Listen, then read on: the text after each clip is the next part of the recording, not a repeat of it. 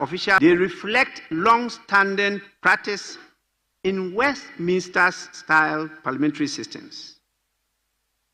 In the United Kingdom, from which much of Ghana's parliamentary architecture is drawn, the concept of office of profit under the Crown has historically served as a mechanism to prevent members of Parliament from being beholden to the executive or from deriving personal gain in ways that compromise parliamentary independence.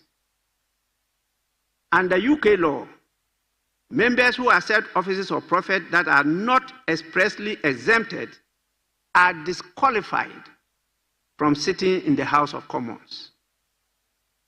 The system is rigidly enforced, even to the extent that resignation from Parliament is effected by appointment to a nominal office of profit, since members of Parliament may not otherwise vacate their seats. In Ghana's case, the framers of the Constitution incorporated similar controls. Article 78.3 and 98.2, as mentioned supra, together with the standing orders, are designed to preserve the constitutional balance between the legislature and the executive, avoid undue influence, and maintain the trust reposed in members by the electorate. These provisions ensure that ministers and members of Parliament do not convert public service into a platform for personal wealth accumulation, nor use their positions to gain undue advantage in the private sector or state institutions. The rule also serves a practical purpose. The work of a minister or member of Parliament is demanding and time-consuming. In the case of Ghana, members of Parliament are full-time employees. There are jurisdictions where members of Parliament are part-time employees. Some are even seen as casuals, not employees of the state. And so, the effect of the provisions in Ghana are even more telling. Holding additional appointments,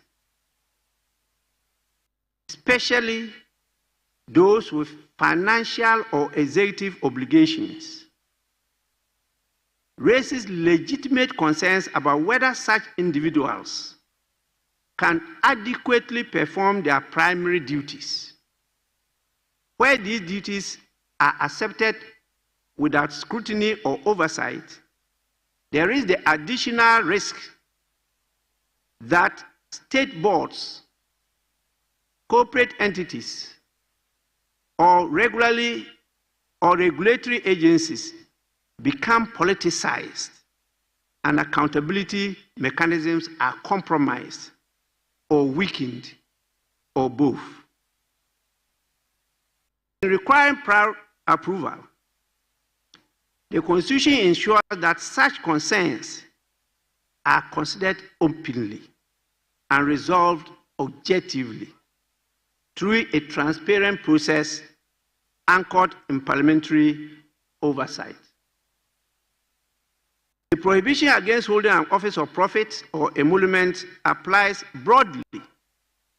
It covers any position, appointment, or role that confers financial benefit or material advantage on a member of Parliament, minister, or deputy minister, whether in the public or private sector, and whether held directly or through an intermediary. This includes, but is not limited to, the following: minority leader, Either you listen to me or you go with your group and whisper outside. When you finish, you come back. A. Membership of boards of public corporations, statutory bodies, or state-owned enterprises where the appointment is not by express provision of law. B. Service on private corporate boards, foundations, non-governmental organizations, or international bodies where the role carries financial or reputational benefit. C. Consultancy, legal, technical, or advisory roles that are remunerated or likely to influence official conduct. And D. Executive or managerial functions in any business venture, including those managed through proxies or nominees. There are, however, limited and well-defined exceptions. These include A. Instances where the Constitution itself authorizes a minister or member to hold a particular office. B. Appointments that arise automatically by operation of law. For example, ministerial oversight functions that confer ex officio board membership under statute, or members of parliament serving on the Parliamentary Service Board and its committees. C. Nominations that arise from Parliament and its leadership of members to statutory boards. And D. Internal parliamentary duties or committees that form part of the institutional structure of the House. Beyond these narrow categories, all other appointments or engagements must receive prior approval from the Speaker, acting on the advice of the Committee on Office of Profit, as I said, chaired by the second Deputy Speaker. Members are not at liberty to determine for themselves whether a given role is exempt or permissible. Despite the clarity of the constitutional and procedural requirements, I have noted with concern that a number of members of Parliament and some ministers and deputy ministers have accepted appointments as a practice to various boards, advisory roles, and external offices of profit without seeking or obtaining the required prior permission of the House. This has to be discontinued or righted. Equally troubling is the observation that several members continue to engage in private professional activity or commercial ventures that raise questions about compatibility of such engagement with their public responsibilities.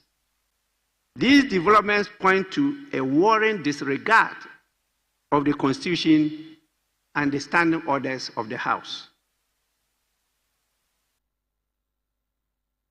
While the Speaker acknowledges that some appointments may have been made under misapprehension or without ill intent, the situation nonetheless requires immediate corrective action. Accordingly, all members, ministers, and deputy ministers currently holding any office of profit or emolument not expressly authorized by law or not under any exemption outlined above are hereby directed to take steps to regularize these positions without delay. Any such member shall, within 14 days from the date of this communication, submit to the Committee on Office or Profit, a formal request for approval in accordance with the procedure set out under Standing Order 224. The request shall disclose the nature of the appointment, the duties involved, any remuneration attached, and any other matter necessary for a full assessment by the Committee on Office or Profit. I further direct the Committee on Office or Profit to treat this matter with urgency. The committee shall receive and review all requests for ratification promptly and submit the recommendations to me for determination. In the course of its work, the committee is reminded to apply the constitutional test strictly and consistently, ensuring that no recommendation is made unless the conditions under Article 78.3 and 98.2 are fully satisfied. Moving forward, the Speaker shall enforce strict compliance with the constitutional and procedural requirements. No member, minister, or deputy minister shall accept or retain any office or profit or emolument without first obtaining the required permission. Any breach of this directive will constitute a serious violation of the Constitution. Silence, oversight, or informality shall not be accepted as a substitute for compliance. The House cannot afford to compromise on the principles of public trust, accountability, and institutional integrity. It is the duty of every public officer to ensure that their conduct does not call into question the credibility of the offices they hold.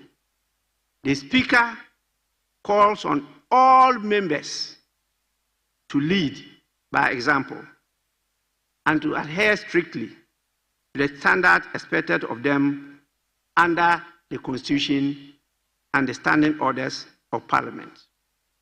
I further call on all professional associations, trade or otherwise, where members have the opportunity to practice, to hold the members accountable and insist that the permission of the Speaker be exhibited and shown before the member is permitted to practice or continue to hold that office or profit or emolument.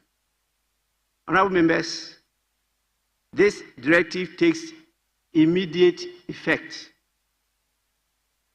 I mean, the 14 days rule that have just been stated, within which members have to comply with the procedure, starts from today.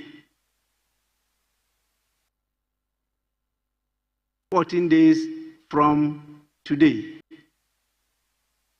Those of you who have been offered these opportunities, you have to go through the procedure. 14 days from today. And until you receive the certificate from the Speaker, you are prohibited from continuing to hold any office of profit or emoluments. With this, I thank you for your attention, and may the good Lord continue to bless all of us. Thank you so much.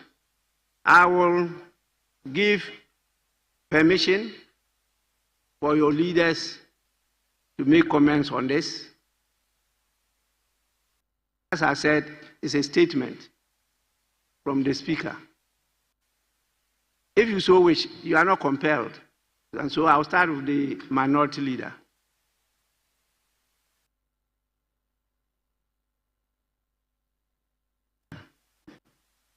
Mr. Speaker,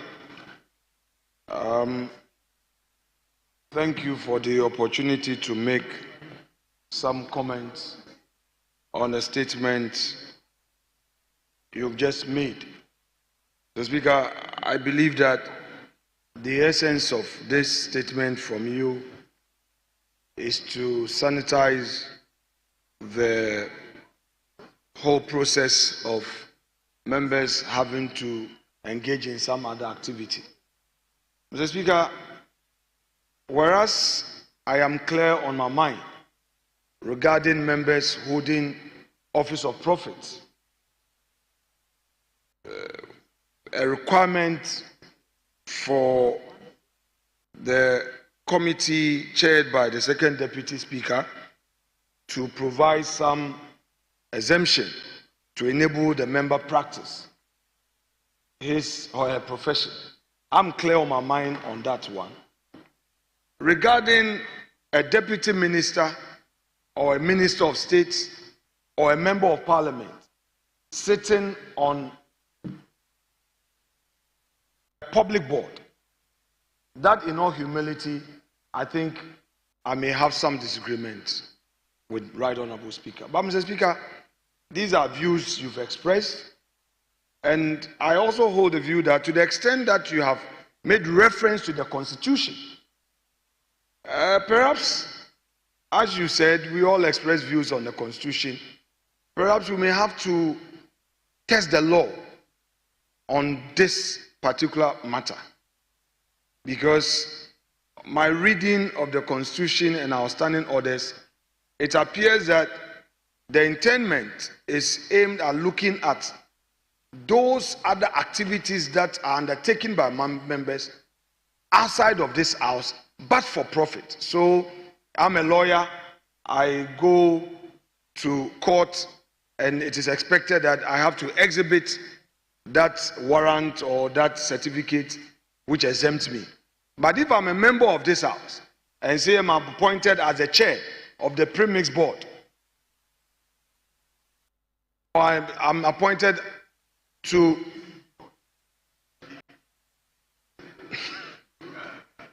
the road fund as a board chair or to the ECG board.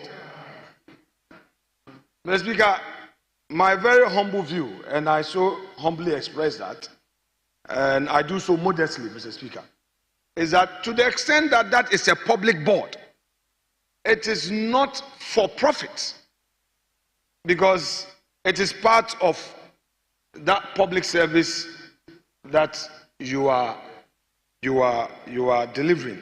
However, there is also another argument that if you go to such board, you may be earning some allowance, some emoluments are there. So the argument could be that still you will need the permission of the speaker.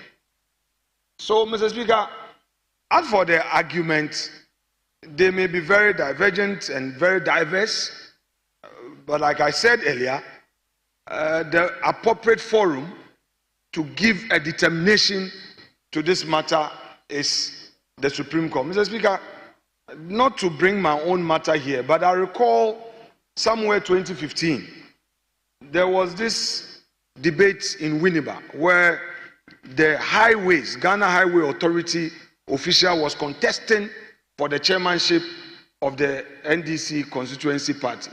And then an officer of GES was also contesting as a secretary for the NDC. And we argued and argued and argued. Eventually, I decided to test the law at the Supreme Court, invoking the appropriate constitutional provision, which says that certain category of public service or civil servants are not supposed to be part of the partisan discourse. Mr. Speaker, I was shocked when the Supreme Court eventually made a determination and said, well, to the extent that certain category of public servants were not listed in the provision I had invoked, I cannot imply that they must be part of it. So we should restrict ourselves to only those who have been listed in that provision, which stops those category of persons from being part of the partisan discourse of our democracy. Mr. Speaker, as a result of that, officers of state-owned institutions, officers of GES have been part of the politics, whereas somebody from the Ministry of Education is not qualified by the Constitution. Somebody at the Ghana Education Service is able to, and it goes on and on and on. So, Mr. Speaker, for now, we have to yield in obedience to your directive. However, if you are open to further discussion on this matter, I may want to suggest that Mr. Speaker may place the aspect of his directive that relate to public institutions on ice for us to test the law. It will be part of the democratic discourse. Why not? Mr. Speaker, I shall yield to my respected colleague, the majority leader, to have his bite on this matter. That is all I have for now, with the opportunity given me. Thank you, sir. Majority Leader.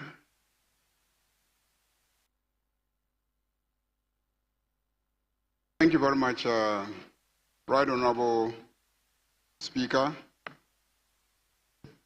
Right Honorable Speaker, I'm one of those that agree with you that we must do all in our power to strengthen Parliament.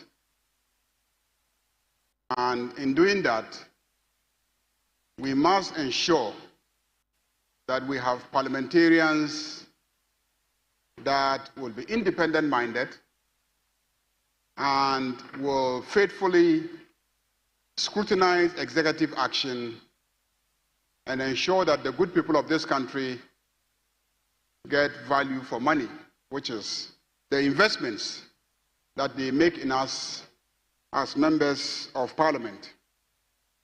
Indeed, some time ago, I used to share your position very strongly that members of Parliament should not be serving on boards, because I thought that it compromised members of Parliament.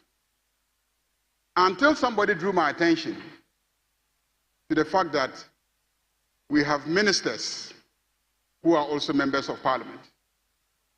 If we do have ministers who are members of Parliament, who are in the executive, then the argument that a member of Parliament serving on a board, which is even a lower category than a minister, compromises that member, falls flatly on his face.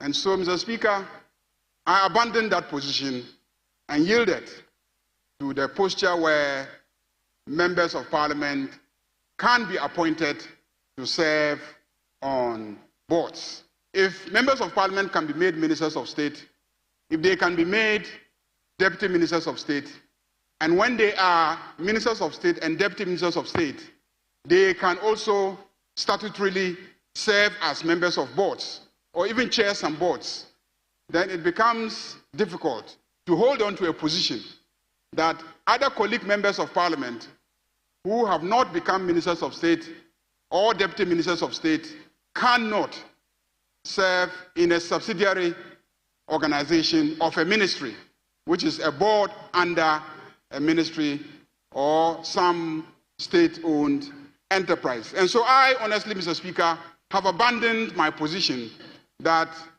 members of Parliament cannot serve on boards, both statutory and state-owned boards.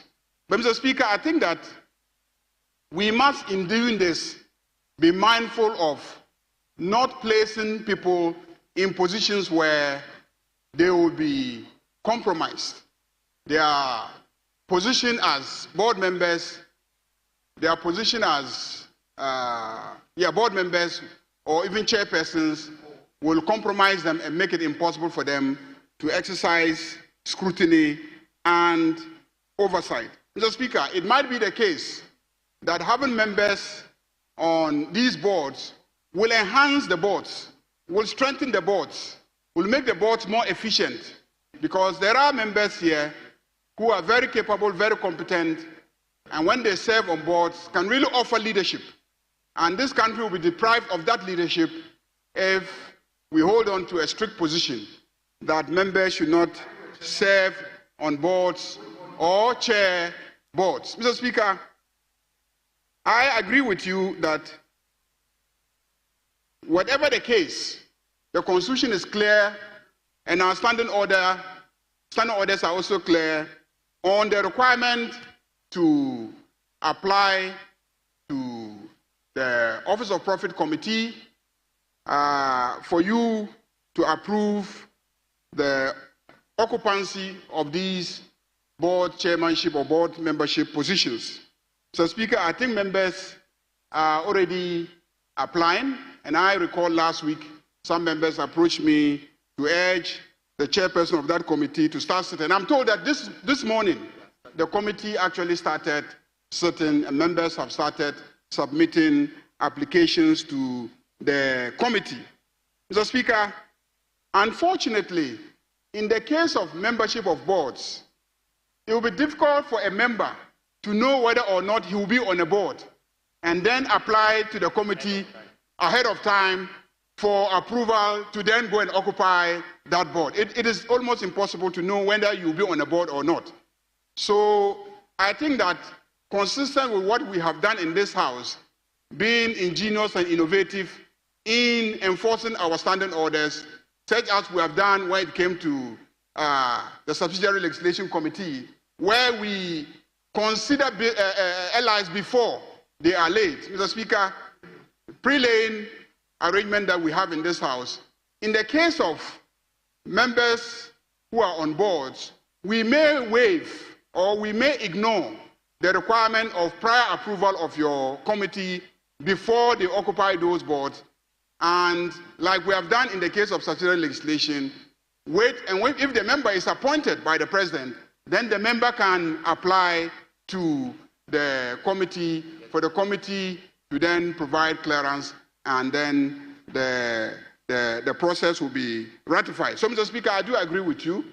I urge all members who are on board to quickly submit their applications to the committee, and I urge the committee to fast-track the process, except that, Mr. Speaker, I want to plead with you, and this is a plea, that the 2 weeks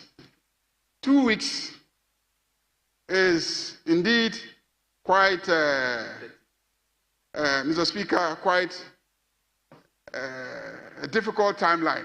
Mr. Speaker, there are many members who are serving on boards, and there are many who are running their private companies. There are many who have their own private companies, they are serving on boards. Mr. Speaker, I know somebody who runs a big haulage company, a very big haulage company in this chamber. I say I know somebody who runs a very big haulage company. And I know somebody who runs financial institutions. I'm not even looking in the direction of that person, Mr. Speaker. But I know somebody who runs financial institutions. And some run radio stations, TV stations.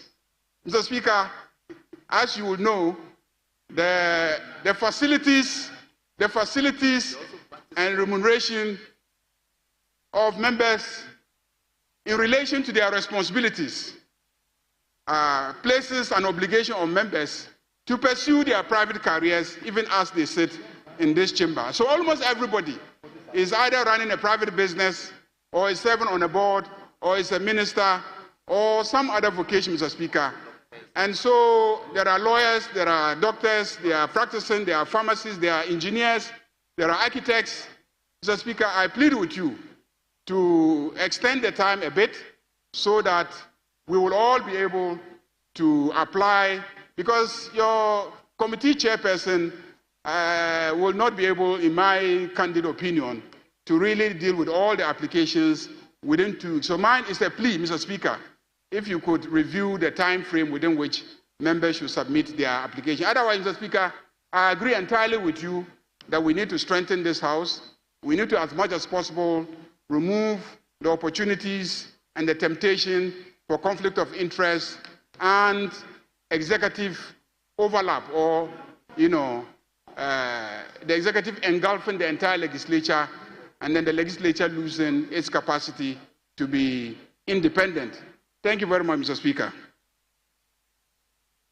Honourable members, I've listened attentively to the submissions of your leaders, but I find it difficult to accept that members need more than 2 weeks to submit forms. Yes, to submit the forms to the committee for assessment. I'm not saying you should get the certificate within 2 weeks, but you have 2 weeks. Thank you. If it is just the submission, Mr. Yes. Speaker, I don't think we'll have a problem. 2 weeks to submit 2 weeks is sufficient, the Mr. Speaker. forms to the committee on profit. They definitely will need some time to assess and investigate, to be able to recommend to the Speaker, not approve. They don't have any power to approve. To recommend to the Speaker. It's the Speaker who will grant the permission after due approval. You want to contest that? Again, let's look at the concept in the Constitution. I listened to the minority leader. Let's look at the concept in the Constitution, where it is Parliament that exercises oversight over all those boards, public boards, and the same members of Parliament go to sit there and then report back to the House, come and participate, and then oversee what they have done over there. The principle of the law is clear. What is not specifically prohibited by the law is permitted by the law. But when it's specifically prohibited by the law, it's caught within that prohibition. And so, I, for example, as majority leader in 2009, when I was offered the position to be Minister for Parliamentary Affairs, I rejected it because I could not subsume the authority of a majority leader, the leader of the House, as a minister to be under the dictates and directive of the executive. So I have always argued against the majority leader, leader of the House, being a minister of state. People disagreed with me, and they continued. Today, I was offered to be chair of the National Health Insurance Authority, as you all know. Speakers chair it. I rejected it because I think it's not proper to go and chair the board, submit reports under the supervision of a minister. The Speaker is now under a minister, and the report will come to the House, and the House will now be presided over by the minister, the Speaker. And I said no. I rejected it. But that's what used to happen. Some of you don't know. That is not proper. You cannot go and chair the boards, the corporations, work over there, submit reports through the minister. The minister submits the report to Parliament. Then you come and preside over those reports and approve or disapprove. Please, issues of conflict of interest, prejudice arise. I have no problem with any member testing the matter in court. That is what the courts are there for. But I'm very clear in my mind that the step I've taken is one of the correct and best steps to enforce the authority of this House, to be able to hold public officers to account to the good people of this country. The concept is clear in the Constitution. The concept that because members of Parliament are full-time employees, there is an acceptance and concession in the Constitution that the state will not be in the position to provide all what you need to do your work. And so they gave a window of opportunity for you to engage in other ways of earning additional income to be able to do your work. And they laid the process of how that should be done.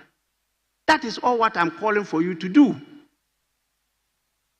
The few of you that are aware have submitted the forms. And as you stated, the committee met today. I'm aware of that. I've discussed the matter with the second deputy speaker. I've also discussed this matter with other authorities and lawyers. And we believe this is the best step to take. We are becoming so much co-opted as an arm of government that Parliament is no longer effective. And at any time any party happens to win the national elections, there's a struggle between members of Parliament to be recognized by the president and be given positions in boards and corporations. Even some made chief executives of some public institutions. That definitely is totally against the spirit and letter of the Constitution. You want to reset Ghana? You have to reset Ghana. This is part of resetting the Ghana. Please, those of you who disagree with me, the way is your front. Proceed to court. We are prepared to meet you in the court. This case you cited was very clear. The Constitution has itemized the public institutions that are called upon not to actively participate in partisan politics. The word active is there. Because definitely they will all vote. But to actively, and they define it to mean when you want to take a position in the party, leadership position in the party, and participate actively, that one, there are specific public institutions that are prohibited, employees that are prohibited from doing that. The others is anybody's guess. And that is why I believe the Supreme Court took that position. Again, I didn't say that the prior approval means you should anticipate and then come for approval before you are appointed.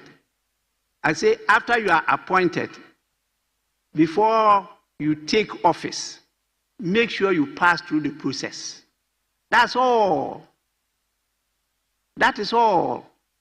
When you get your appointment, before you proceed to take office, pass through the process. When they agree with you that it will not be in conflict with your duties here, or it will not prejudice your duties here, or your minds considering issues that come before the House, they will recommend for that permission. But if they disagree with you, we will write to the authority offering you the appointment to better withdraw it because you are not eligible to that position. I think this should be a good step forward. And as yesterday you have heard what I said, we, by the NACAP, which ended in December 2024, and we have to come up with a new one. NACAP means National Anti-Corruption Action Plan. We need, as the House, the arm of government, to lead the key accountability institutions to prevent corruption in this country. And you know how cancerous corruption is. Please, we can genuinely earn better income than what we are doing. We can legally, rightfully earn more money than what we are trying to claw through the wrong ways. That is undermining the whole system, and none of us want to move outside this democratic system. We want to improve upon it. And I think that this is a good step forward. But as I said, you are all permitted, even if the whole House decides to go to court on this matter, I'll meet you there. So please, kindly comply with the directive in your own interest. Because I have the list of all those who have been offered various appointments, and I'm assessing them.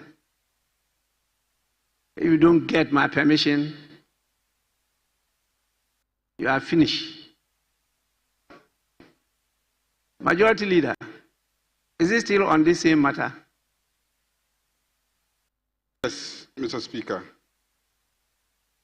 I want to find out whether the changes effected in our standing orders, which now, and I hope I'm right on this, which now allow us to ask members questions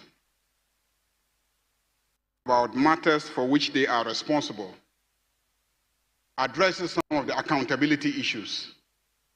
Because when members are appointed to serve on boards or to chair boards, what it means is that under our standing order 78, individual members here can actually ask them questions about their performance on those boards, and they will be compelled to respond by answering to those questions on the floor. And I just want to know if, in your opinion, whether the fact that members who are board members can still be held accountable by this House, the same way that we hold ministers accountable. I want to find out if, in your opinion, Mr. Speaker, your directions, whether this enhances the quest for accountability that we seek. But I agree entirely with you. I accept your directive and your statement. I think we must all work towards strengthening Parliament, and I can assure you of my fullest support to implement these directives that will strengthen the independence of Parliament. You know the rule on members of Parliament coming under the scrutiny of Parliament is talking about member of Parliament, qua member, not member of Parliament in another capacity. Boards don't appear before Parliament to be questioned. Board members don't do the same before Parliament. There will be strangers so far as plenary sessions are concerned. So that is not covered. It's when, as a member, you get up here as a member of Parliament and make some assurances and promise some things and commit yourself to something, definitely the House will be called upon to follow up on those promises and assurances. And therefore, you can be questioned by another member on those issues, not otherwise. That is my understanding of the legal position. So please, the Hansard will be made available to you, but if you want the copies that I have, it can be distributed to you to read. You actually get the clearer view of the former statement that I have read. and be guided by it. Please, it's in the interest of all of us for us to obey and comply with the constitutional provisions and outstanding orders. Those who want further clarification or the wisdom of the people having wigs, that is the courts, please, you may proceed to do so. We don't prevent you from doing it. Honorable members, we move on to the next item.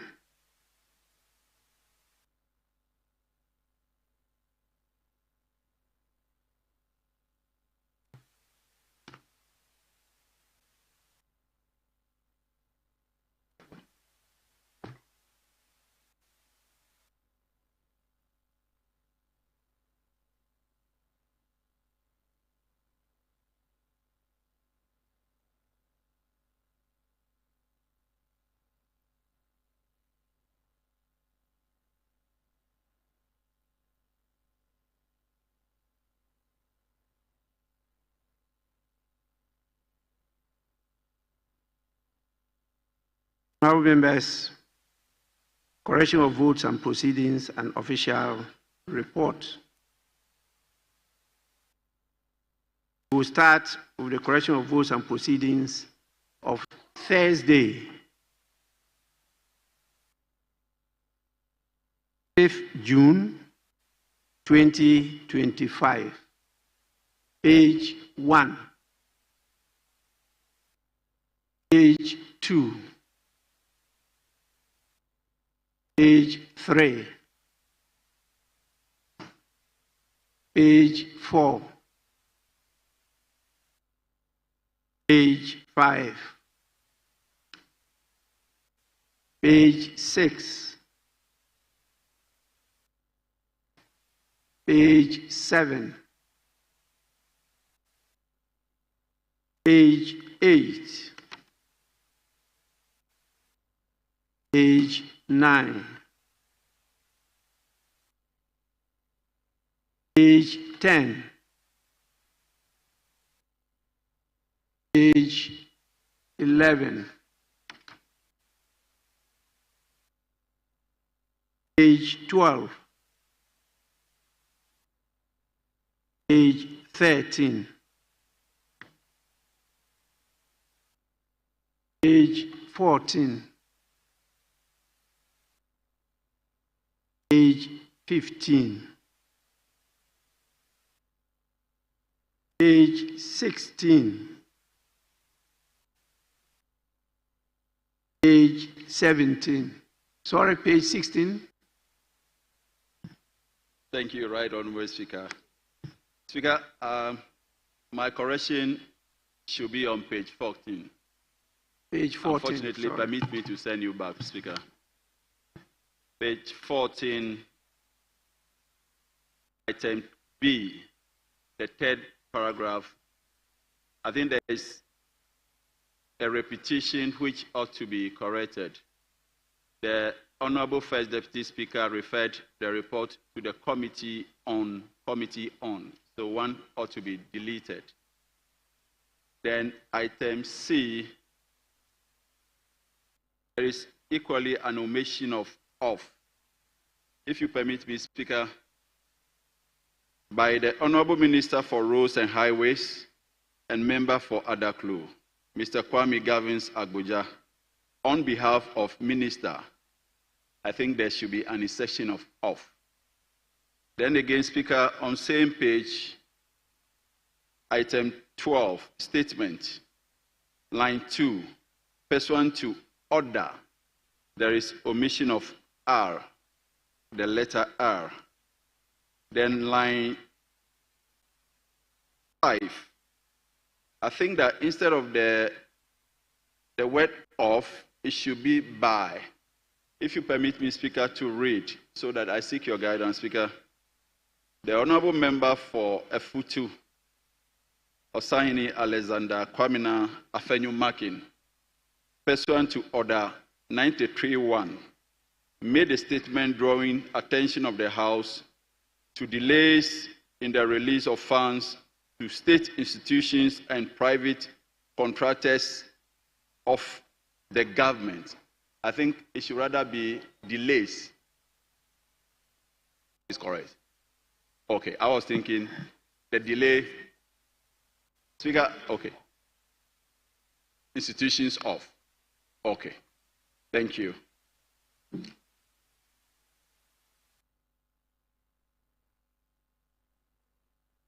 Yeah, Minority Leader. Mr. Speaker, with respect, I believe that there is also some error in spelling of the word order under 12I, page 14, pursuant to order. He's done that. He drew our attention. You did very well. That's okay. Thank you. Thank you.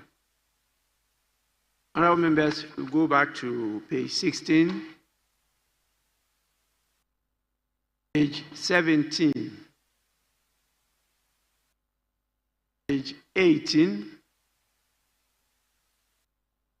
page 19, page 20, page 21, page 22, page 21, yes. Thank you, Speaker. Page 21, Roman numeral XIII. The word regional coordinator, I think coordinator is wrongly spelled. Thank you. Yes, Honorable Member, you are right.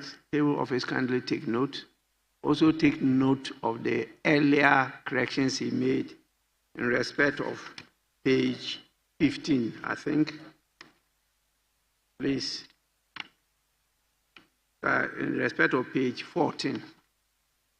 Yes, we now move to page 20, page 21, 22, page 23, page 24,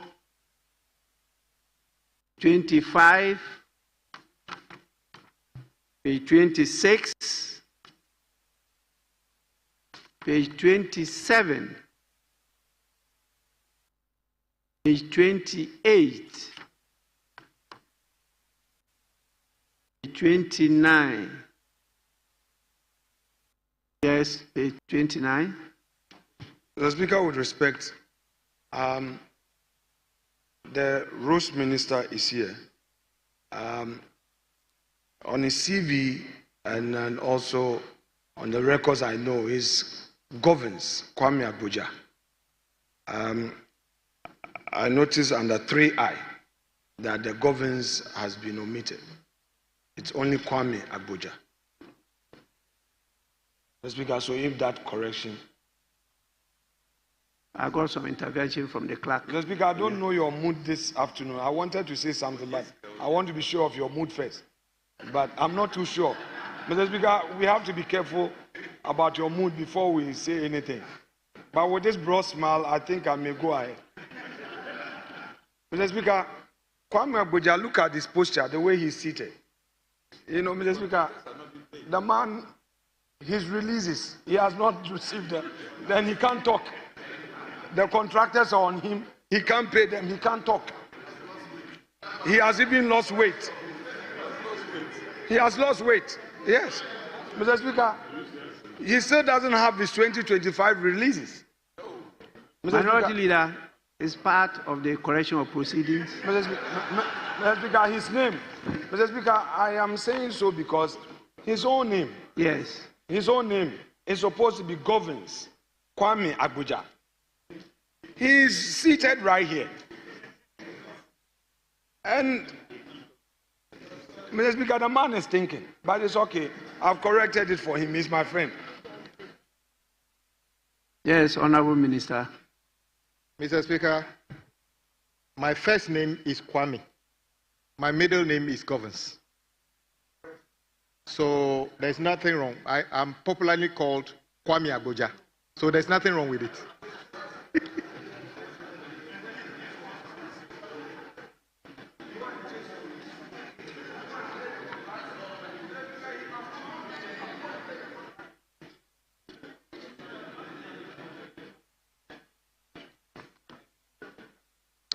He has succeeded in putting it on the record that you haven't paid contractors. That's all what he wants to do.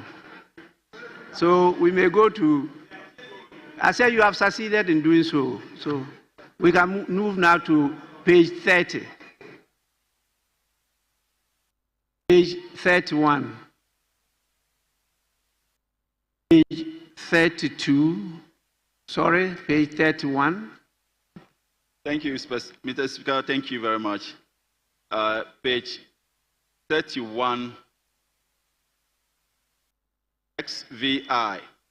The aid to the minister is Jude Agbemava, not Agbemavo. So O should be deleted and replaced with A. Then again, Speaker, XXVI. The department is Feeder Road, not Federal. So if that could be captured rightly and then corrected consequentially. Thank you.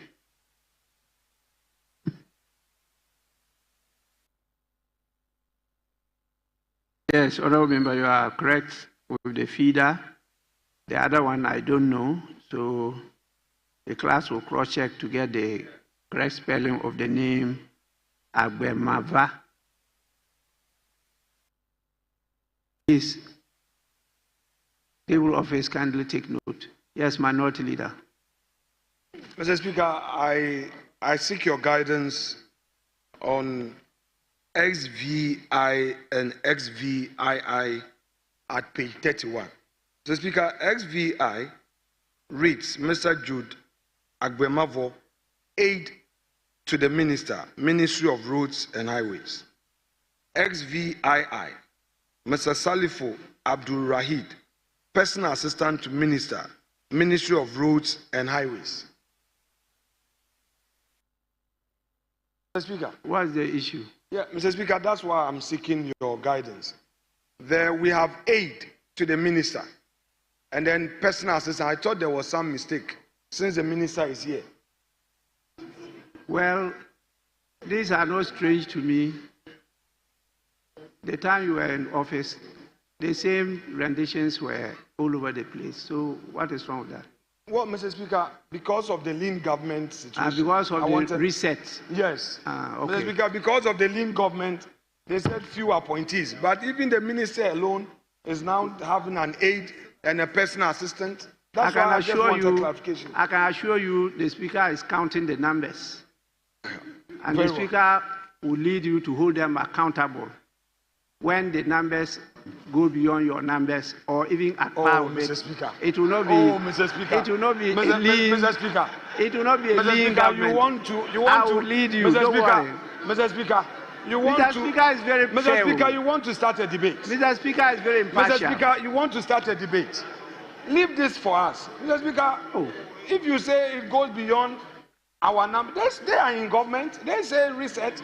How can you have an aide So I'm and going a to personal hold assistant? them. I'll hold them accountable. Yeah, Mr. Speaker, you should answer to this. You have an aide, you have a personal assistant. If you go on to the list, there are many appointees. By you alone?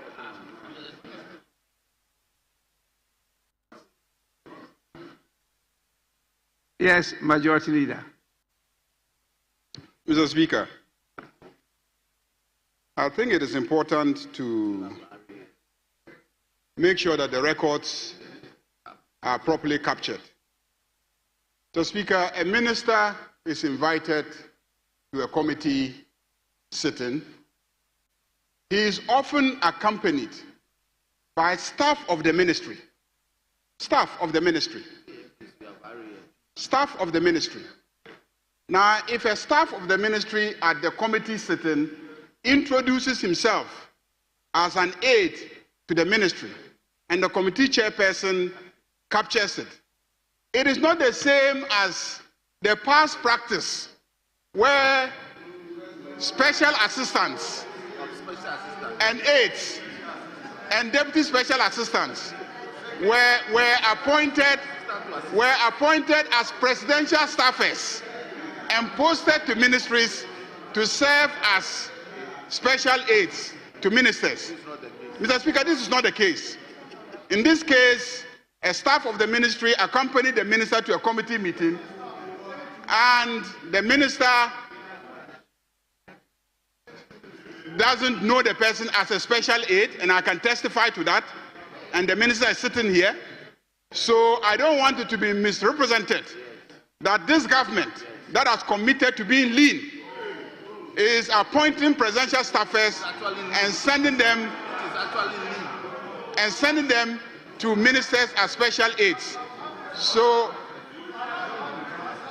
Mr. Speaker, as a matter of record, the minister doesn't have a special aide. I just want it captured. As a matter of record, this government remains lean, this government will be lean, and this government is committed to being lean. Thank you, Mr. Speaker. Honorable members, this is not open to debate. The record states clearly that aid to the minister, and the minister did not correct it.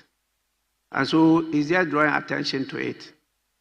If the person is not aid to the minister will correct and says, no, this person is not aid to me. Then we get the records rectified. Again, honorable members, I know the difference between deputy speakers and leaders of the House. So you realize your new standing orders have shown precedence. Deputy speakers are constitutional appointees. Leaders of the House are appointees on the rules of practice of the House and anchored by a statute. So I know the difference between appointees from the President's office posted to ministries and appointees by ministers. They are not of the same sizes. So don't worry at all. We will, sorry? Ministers of what? Mr. Speaker, just some clarity. I doubt if ministers on their own can make appointments. They work with civil servants. And so everybody who is at the ministry is a civil servant. Yes. They are not all civil servants. Some are public servants. There is a difference between public servants and civil servants. There is nothing that bars a minister through the due process of either the board, ministerial board, to appoint somebody at the ministry's level. And the president, as you know by constitution, almost appoints everybody, apart from a few of us that the president cannot appoint. So that difference is there. Yes, minority leader. Mr. Speaker, with respect, just for purpose of our records, you explain the difference between a civil servant who is part of the mainstream civil service and an appointee of the minister who is assisting the minister. May we, just for clarity, the Jude Agbemavo, the aide to the minister, and Mr. Salifu Abdul Rashid, personal assistant to the minister, Ministry of Roads and Highways. Since the minister is here, and then earlier the majority leader has spoken on this matter, is it the case that these two individuals are your appointees or they are officers of the Ministry of Roads and Highways that you are relying on to assist you, just for the records? Because we have to check at this. We will check. Yes. Mr. Speaker, the respected minority leader do all the checks he likes. And I'm happy to do that, assist you in that. Mr. Speaker, I do not have any official with me at the ministry that draws salary or anything, as a matter of fact. Mr. Speaker, nobody. Listen, I'm coming there. As a record, Mr. Speaker, I don't have even an official vehicle. I don't have official residence. I'm telling you, those ones that, Mr. Speaker, keep quiet. Hold on. Listen. You've asked the question, let me answer the question. Mr. Speaker, those are things I am entitled to, but I'm saying I do not have an official vehicle, I do not have an official residence. I continue to use whatever I have as a member of parliament. Mr. Speaker, this meeting, this report is about the Committee of Parliament, a Committee of Parliament paying a visit to the ministry. The long list of individuals recorded here, I have no knowledge of their identities. This is a record of Parliament. So if you, of course, I mean, we have a long list of directors of other things. So if you ask me who is my this thing, I have an individual, Jude Agbemava, who actually works with me in Parliament. So maybe when you were serving, in fact, I saw, Mr. Speaker, when your government was in power, I saw you being guarded by military people. When you were not minister of, yes, I saw military people guarding you. When you were not a minister of defense and another thing. I can guarantee you President Muhammad's government does not allow things like that. Please, and let me repeat, there's nobody at the Ministry of Roads and Highways who is an official I've carried upon who draws a penny from the public purse. Jude is my PA in Parliament and he's with me. That's all. The other designation here as I have absolutely no knowledge who that individual is. That is a fact. I don't know that individual. Yes, honorable members, he clarified saying that he has an aide in Parliament here, who is the aide that is called Jude Agbemava. But the person called personal assistant to the minister by name Salifu Abdul Rahid, he has no knowledge of that person. So those who say you are going to investigate, you may proceed to do so. And let us know whether your suspicion is correct or what he is stated now is what prevails in the ministry. And we move on to page 32, page 33, page 34. Honorable members, in the absence of any further corrections, the votes and proceedings of Thursday, 5th June 2025 is hereby adopted as the true record of proceedings. I don't have any copy of the official report. I'm told the last one was a few weeks ago. May I, with your kind permission, acknowledge the presence of a number of visitors who are at the Visitors Gallery to observe proceedings of the House today. We have students from the Medina MA4 Junior High School, led by the head teacher in the name of Josephine Adu Techi. They are 60 in number. That's quite a large number. And the constituency they come from is La, in Kwantanang, Medina. La. The name is La, it's not Labadi. So those of you who have been misled by the colonial masters, it's La, not Labadi. La in Kwantanang, Medina. The name Legon is not Legon, it's Lagono. Lagono. Please, you are welcome, and I hope that you learn something from what you are observing. Please, Madam, congratulations for leading them here. We have a second group. You may resume your seats.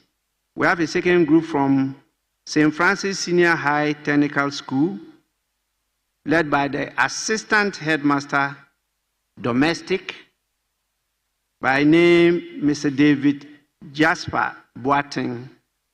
They are 68 in number, and they also come from the constituency called Achim Oda. Please, you are also welcome, and we appreciate the distance from which you came. We encourage you to come more often because we want you to grow and perform better than we are doing. Thank you so much for coming. You may resume your seats. Now, honorable members, next item is urgent questions. Urgent questions. I will call on the First Deputy Speaker to take the chair because I have some guests making courtesy call on me.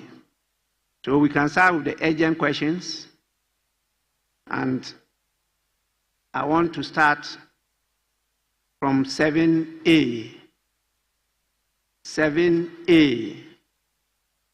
Mr. Patrick Yao Boama, Okankwe Central. You may ask your question now. Sorry, Majority Leader, is there any issue? Sorry, just hold on, honorable member. Yes, Mr. Speaker. I think the clerks at table confided in me that they are having difficulty reaching the Minister for Foreign Affairs. But, Mr. Speaker, that is understandable. That is understandable. He is the Minister for Foreign Affairs. He is the Minister for Foreign Affairs.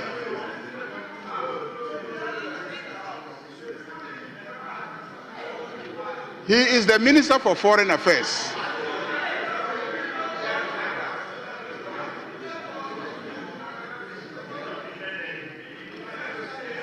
Mr. Speaker, in the case of the Minister for Foreign Affairs, we need to always be sure that he's in the jurisdiction before we schedule him to answer questions. And so, Mr. Speaker, I'm equally unable to reach him to confirm his availability to answer the questions. So, Speaker, this is unfortunate, but it is understandable because it is the Minister for Foreign Affairs. And I don't know even if he's within the jurisdiction or out of the jurisdiction. And in some jurisdictions, such as China and faraway places, it will be difficult for your phone to work. So, Speaker, I plead that this House do consider rescheduling the questions for the minister. This is a minister who we know in his previous life, when he was not a minister, was very, very actively participating in this House. And even as minister, when he's within the jurisdiction, he makes himself available. So I plead with the honorable member that we reschedule the minister to come and answer the question at a future date when he is within the jurisdiction. Yes, Minority Chief Whip. Speaker,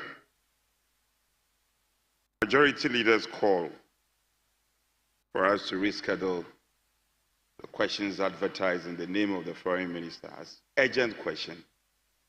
It's not difficult. We can easily accede. And as supportive as we have always been, you have always called on us to stage compromises for you to prosecute government business, which we have often obliged. However, I'm taken aback because these questions were advertised in the business statement that was adopted by this House. So your defense of not reaching the foreign minister is not tenable. Last Friday, we adopted the business statement. And are you telling me that from last Friday up to now, why is the foreign minister gone to the moon? Is he gone to the moon? Last Friday up to now, you can't reach him. What kind of network is he using? It's actually a repeated question. It's a repeated question. Majority Leader, what kind of network is the foreign minister using that you can't reach him? I find it strange. And Speaker, more to the point, I don't know what your defense will be. The Minister for Fisheries and the Minister for Transport were scheduled to also appear today. Where are they? You can't also reach them. Is that the case? And you can so moto decide to take off the question without recourse to us. Speaker, the questions are compounding, and we have a backlog of questions.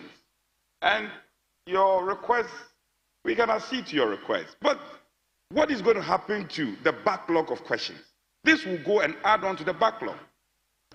And that's what created the problem for us. This is the tool that members have to elicit response from ministers. The ministers will not show up. What has been the practice in this House? If ministers can't show up, they need to show respect to this House. Honorable Blackwell knows what to do. You should have at least written to this House. And you suddenly rise up and say that you can't reach the minister. I'm asking you, Majority Leader, what network is the minister using? Is it MTN or Vodafone or what have you? Because Speaker, this will not be acceptable to this House. This will not be acceptable. He should get the foreign minister to appear. At least we have some time. We just started sitting. Go out there, make your course, and get the foreign minister to appear before this House. This, we on this side will not accept your reason. It's lame, it's not tenable.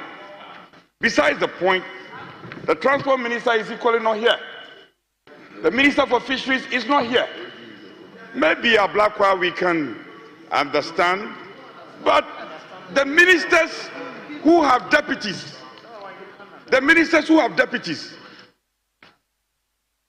they just write.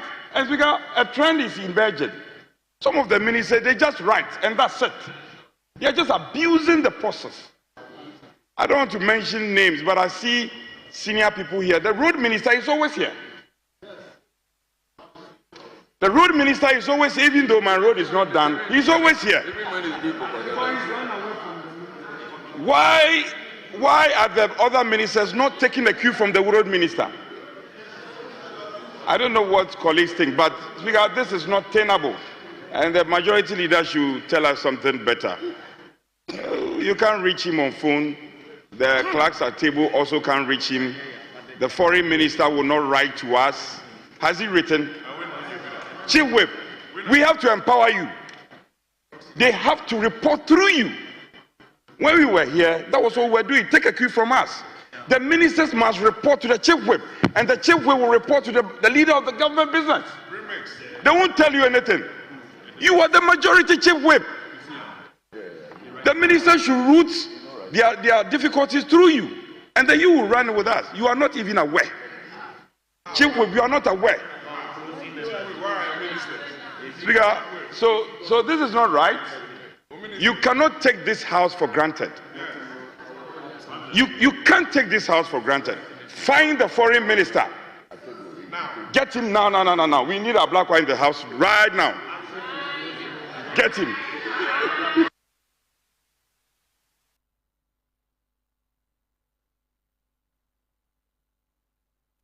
Honourable members, do we need to debate this matter?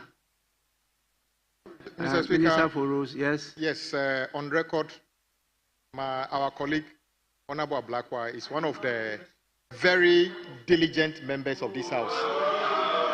Mr. Speaker, he is currently out of the jurisdiction on official engagement. And Mr. Speaker, he was scheduled he was scheduled to be back by now, but something held him up.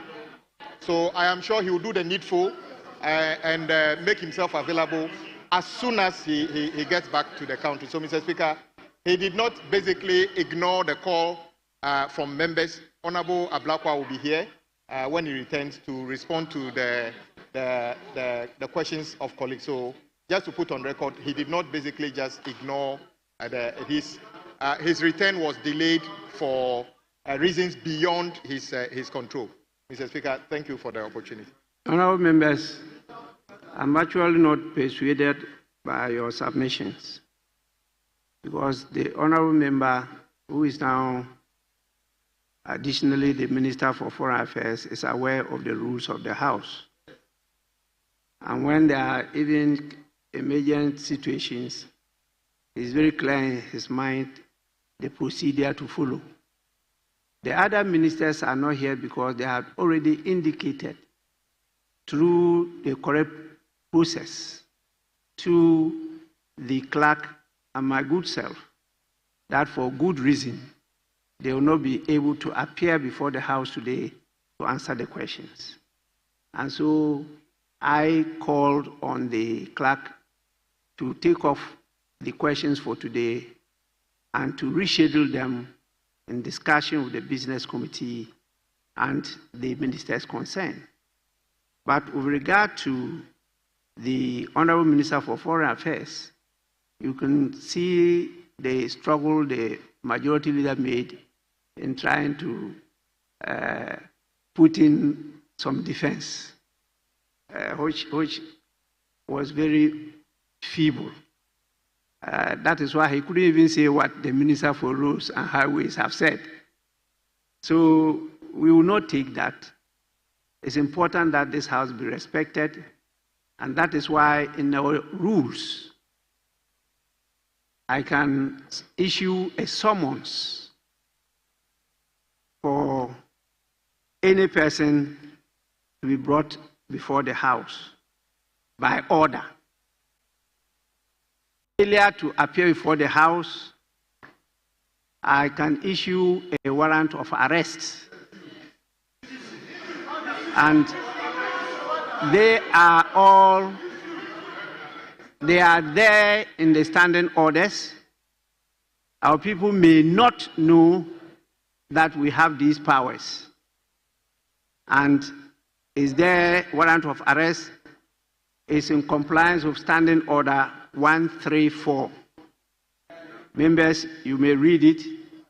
It says where a person fails to A, appear before the House or a committee as ordered by the House or the committee, or B, produce a document as ordered, except where the production of the document is exempt by law, the Speaker may issue a warrant as provided in the safe schedule for the arrest of the person, and the person shall be brought before the House or the committee.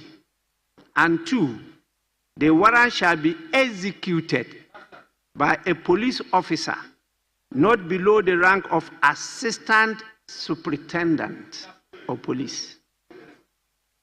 Let it be known by all that we have these powers, and we will execute them. Please. And 3 says, where the person arrested cannot be brought before the House or the committee immediately, the Speaker shall endorse the warrant with a direction that the person arrested be released if the person enters into a recognizance, as may be stated in the endorsement before a judge, a district magistrate, or the commander of the Parliamentary Protection Unit of the Ghana Police Service. These are all part of our standing orders.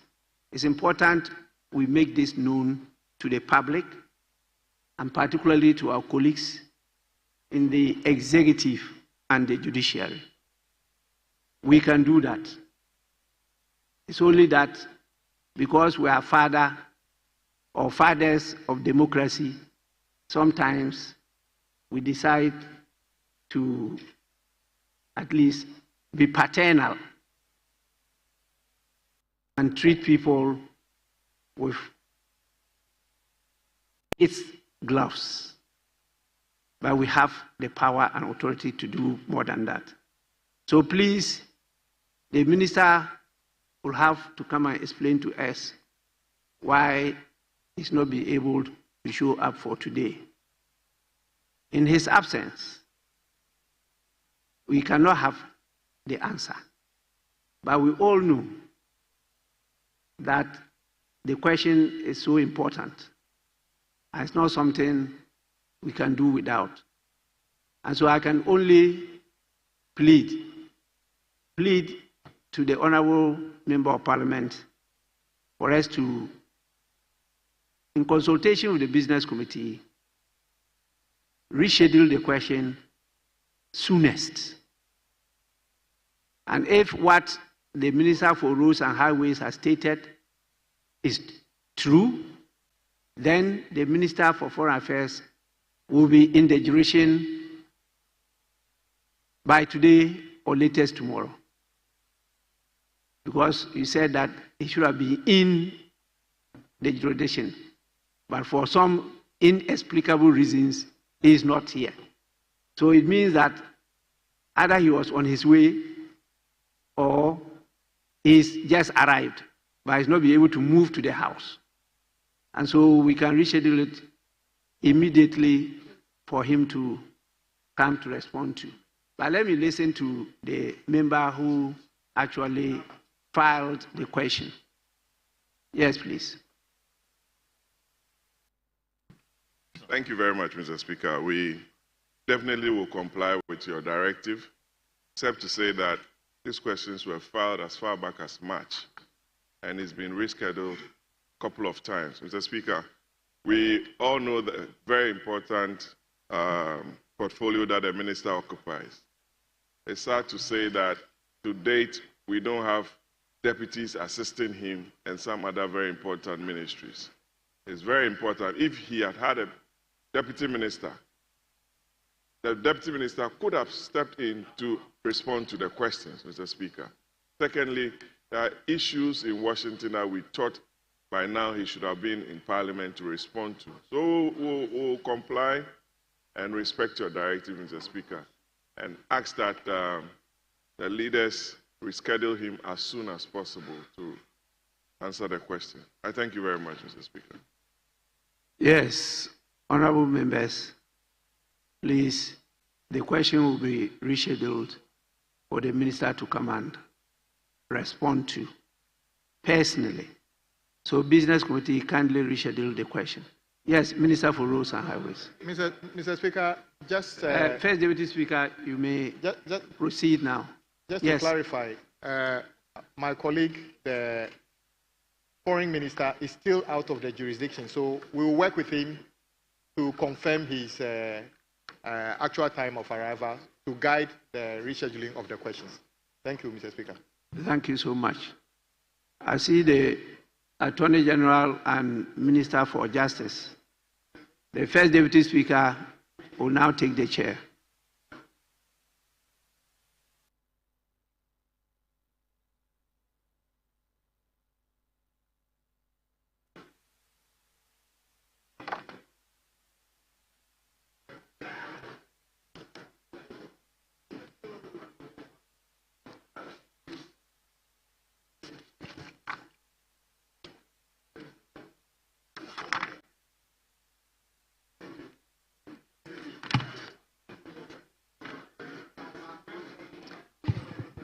Yes, Honorable Majority Leader.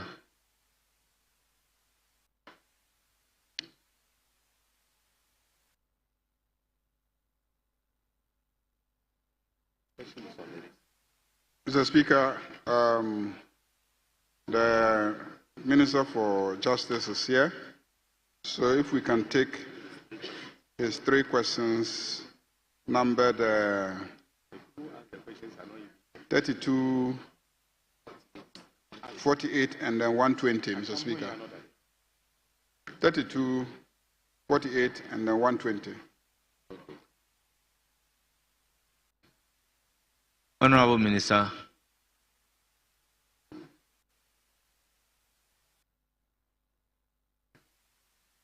Honourable members, the Honourable Attorney General and Minister for Justice is here to respond to questions as indicated by the majority leader. So let's move to question number 32 at page 3 of the order paper.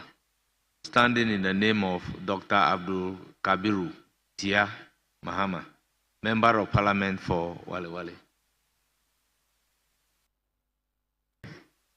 Mr. Speaker,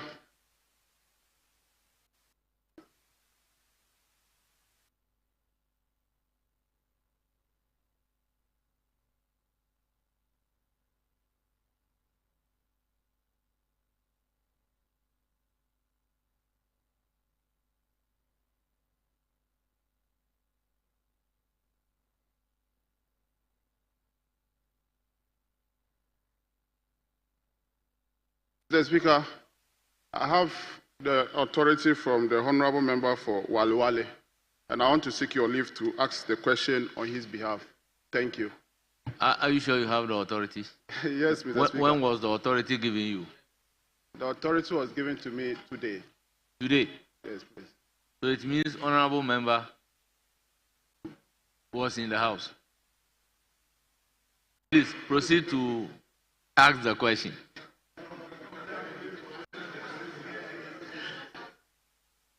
Thank you so much, Mr. Speaker. Mr. Speaker, I rise to ask the Minister, the Attorney General, and Minister for Justice, the status of the prosecution of the armed robbery incident that occurred in Wale Wale on the 12th February 2024, and when the families of the deceased will get justice.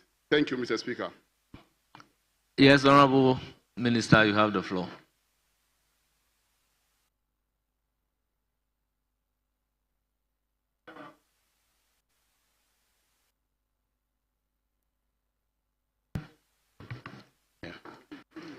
Right Honorable Speaker, the question relates to the case of the Republic versus Zakaria Yamusa, aka Van Dam, and others. Mr. Speaker, the Office of the Attorney General in Tamale received the docket on the 25th day of March 2024, and the legal advice from the office was dispatched on the 10th of April 2024. Mr. Speaker, to give the background to the case, on the 12th of December 2024, at about 7 p.m., armed men attacked the victim, Rabiu Bilal, a mobile money vendor in Wale Wale with a gun and a cutlass, and robbed him of an unspecified amount of money. At the scene, the robbers fired indiscriminately, injuring 9 persons. The injured victims were identified as Alhassan Sumaila, age 27, Mujahida Mohammed, age 6 years, Memunatu Isa, 58 years, Yakubu Idrisu, age 37 years, Richmond Afawa Dum, age 29 years, Azando Hana, age 24 years, Salamatu Inusa, age 20 years, and Abdul Mumin, age 25 years. They were all rushed to the Tamale Teaching Hospital and the Bolgatanga Regional Hospital for treatment.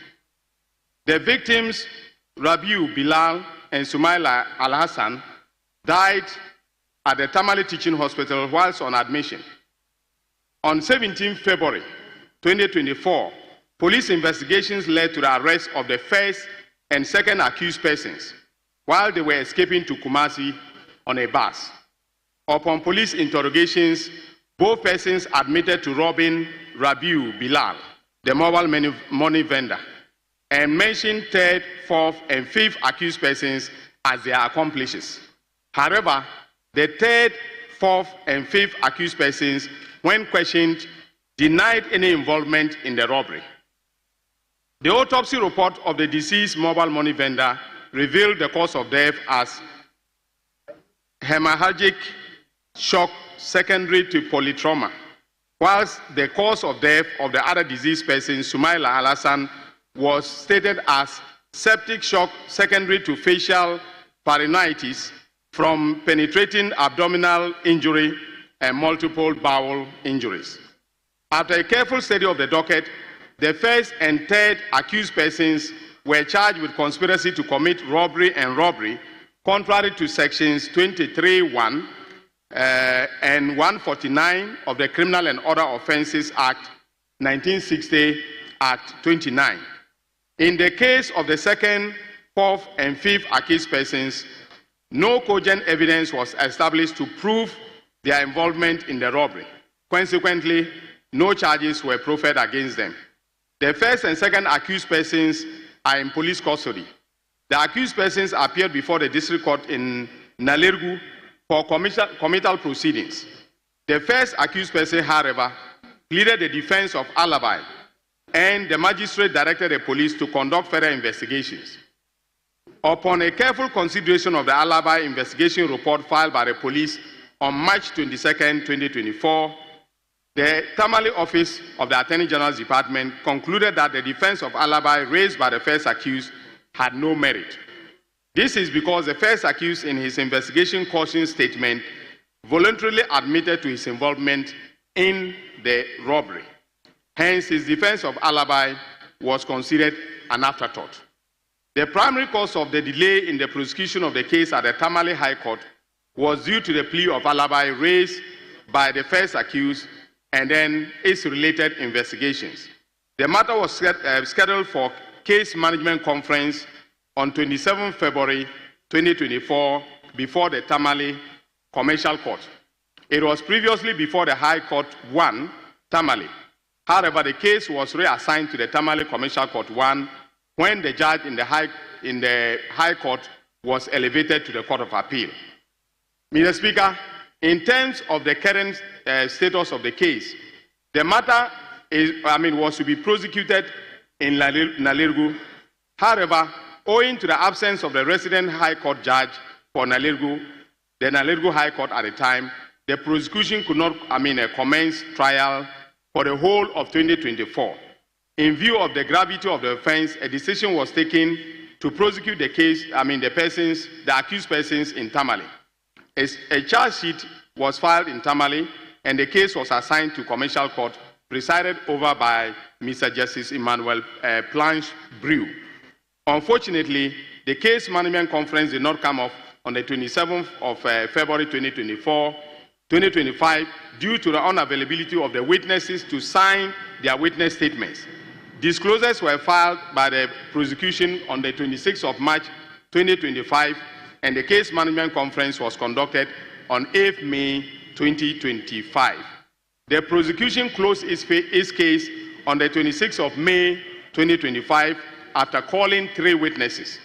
Counsel for the accused persons indicated his intention to make a submission of no case to answer. Hence, the judge ordered counsel to file his submissions on June 2nd, 2025, for the prosecution to respond a week after being served with the submissions. The prosecution is yet to be served with counsel's submissions. The matter has been adjourned to 16th June 2025. Mr. Speaker, that is the answer to the question number 32. Thank you very much, Honorable Minister. Yes, Honorable, you have a supplementary question. Mr. Speaker, I have no supplementary questions. Very well. Thank you. Very well. Thank you very much. I thought this is a constituency-specific issue, but I will give you the floor. But make sure you operate within the rules. That is so, Mr. Speaker, and I'm grounded under Order 89. Mr. Speaker, the update from the Minister, if you check the date of receipt of the docket at the AG's office, and then the legal advice dispatched as in 25th March 2024 and 10th April 2024, and the facts that he gave, I'm tempted to believe there's a disconnect, because according to him, the incident happened on the 12th of December 2024. And here we are talking about AG receiving the docket in March 2024 and legal advice 2024. So I want the minister to first clarify the date as in these. Yes, Honorable Minister.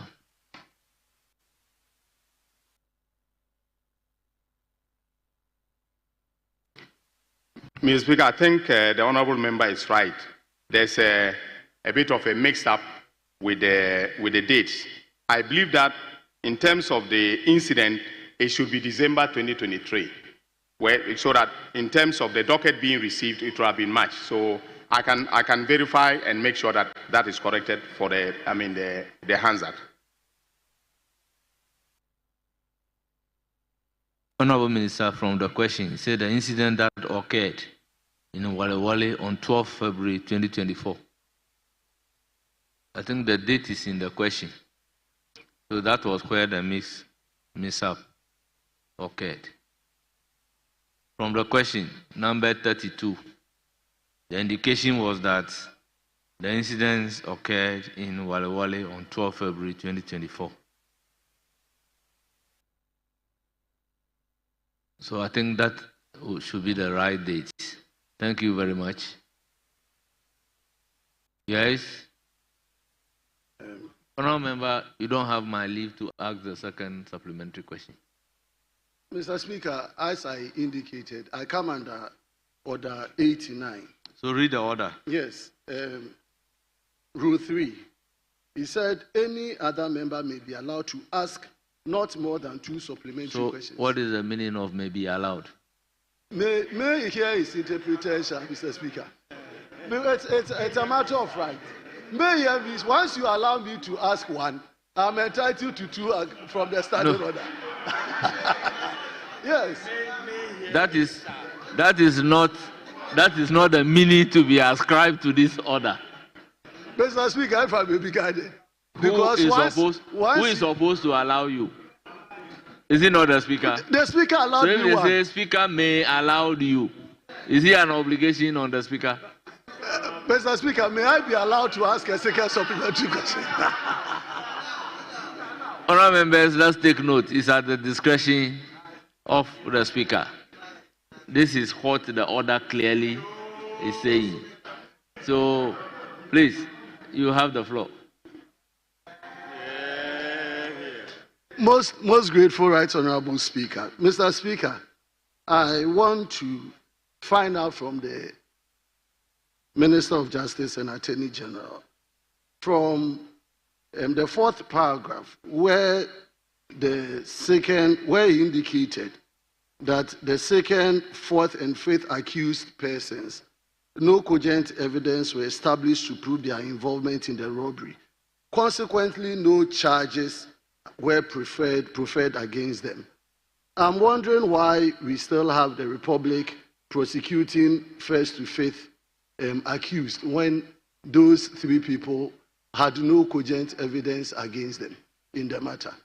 Thank you very much, Right Honourable Speaker. Yes, Honourable Minister. The question is, no evidence to prosecute some people. Why are others being prosecuted?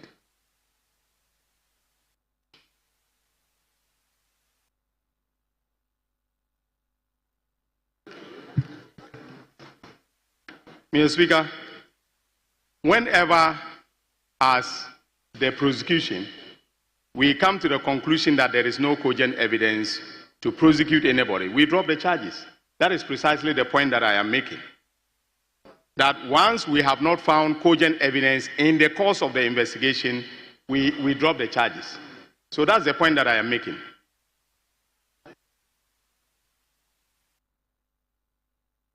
No, Honourable Member, then it follows that for the others that are being prosecuted, there are cogent evidence against them. That is why they are being prosecuted.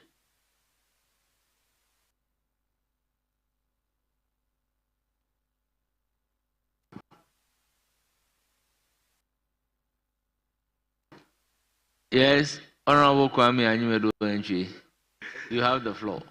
All right, thank you, Mr. Speaker. Mr. Speaker, I think the supporting staff are making the Attorney General's work difficult.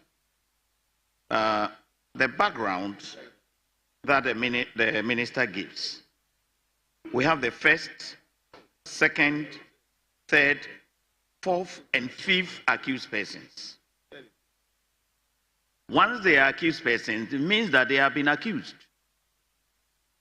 And, Mr. Speaker, the first and second accused persons, we are told that they admitted to the police having committed the offense.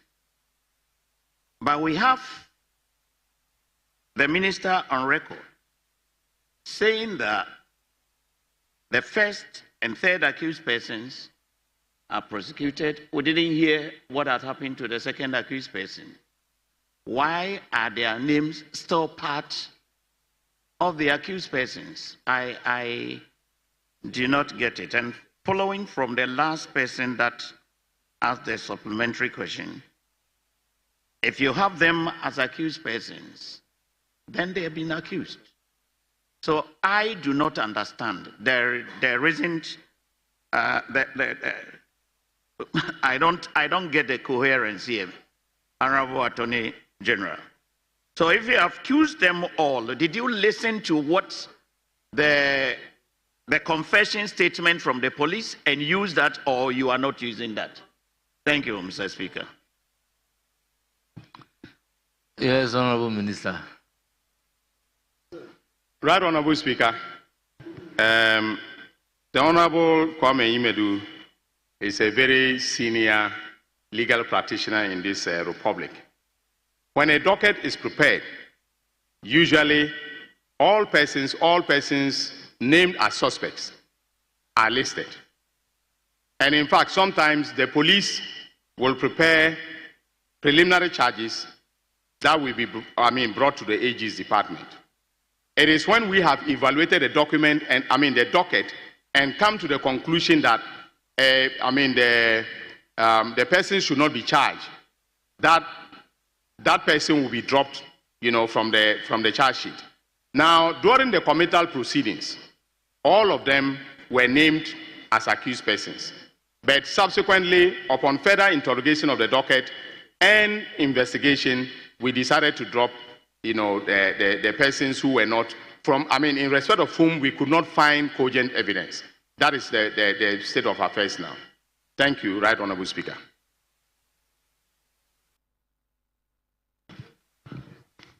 Honourable members, can we move to question number 48, standing in the name of Honourable John Dako, Member of Parliament for Swami.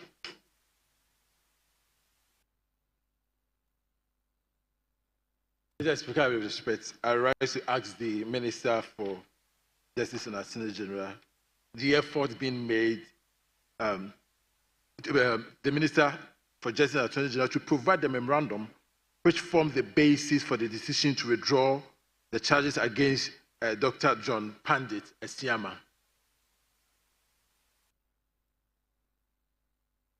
Yes, Honourable Minister. Thank you very much, Right Honorable Speaker.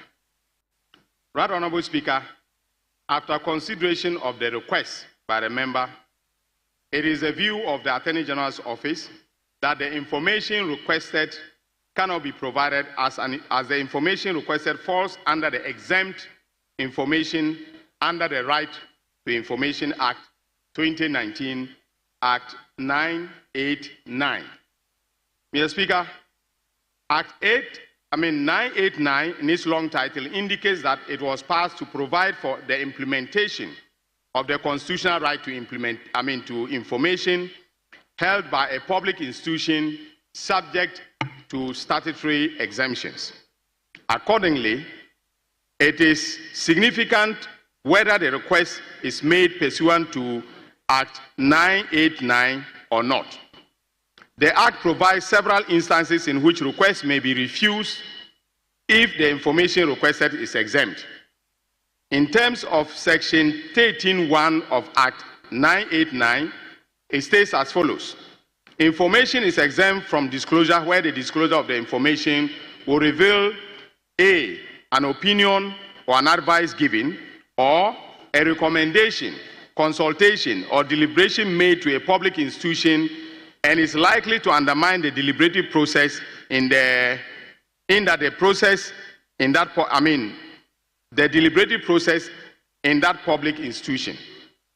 Mr. Speaker, the information as requested by the honorable member seeks to access a memo from the prosecutions division to the former AG on a case prosecuted by the prosecutions division.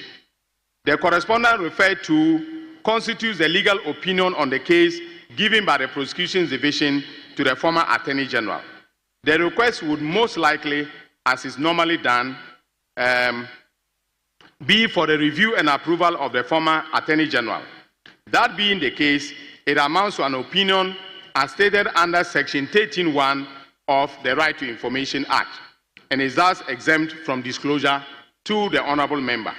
Additionally, several subsections of Section 7 of Act 989 would also apply in this instance to exempt the information requested, as the information would contain confidential sources of information relating to law enforcement and public safety that would affect and impede the prosecution of the cases. Thank you, Mr. Speaker. Thank you, honourable member. Any supplementary question? Yes, thank you, Honourable Speaker. Minister, from your answer, you have referred to the former Attorney General of Ghana. The third former Attorney General has come out to deny the existence of the third memo. So I suggest that you provide the memo to dispel that particular claim, to say that you don't have Honourable to member, disclose. Honourable member, I think your question was very clear. To ask the Attorney General and Minister for Justice to provide the memorandum which formed the basis for the decision to withdraw the charges against Dr. John Paddy, the CMA. And the Attorney General in the answer is telling you that it's a classified information. So once it is a classified information, it cannot be provided no matter the circumstances. So what is your question? Thank you, Very Honourable Speaker. Now, to say that it's a classified information is to suggest that it exists. He referred to the former minister who says that no such memoranda exists. No, so he says it doesn't exist. So how do you say it exists? Honourable John Dako. Yes, Mr. Speaker. Once it is a classified information, does it matter whether it exists or does not exist? Thank you, Mr. Speaker. If it doesn't exist, it cannot be classified. So it must exist. Regarding the production. No. Regarding the production.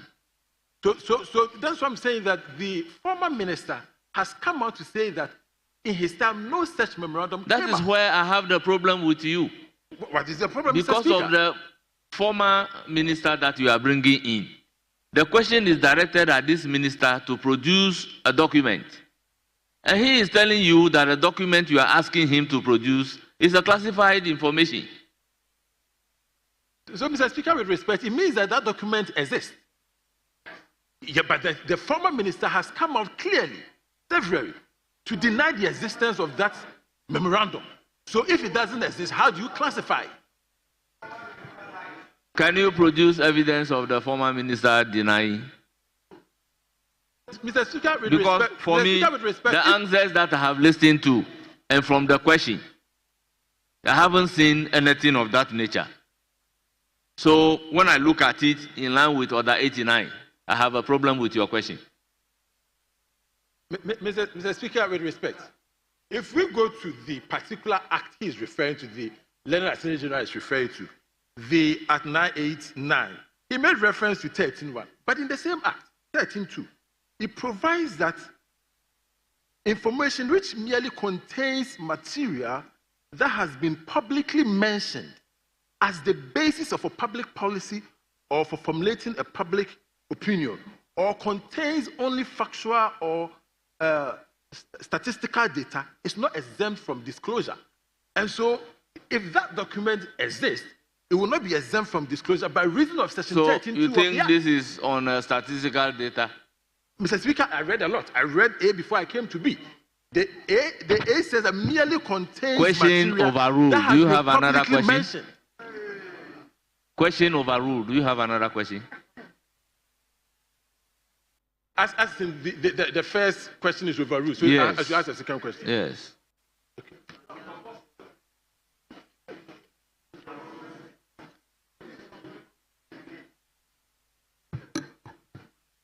Mr. Minister,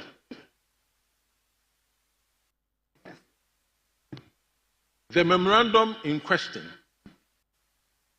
did you cite it in your department?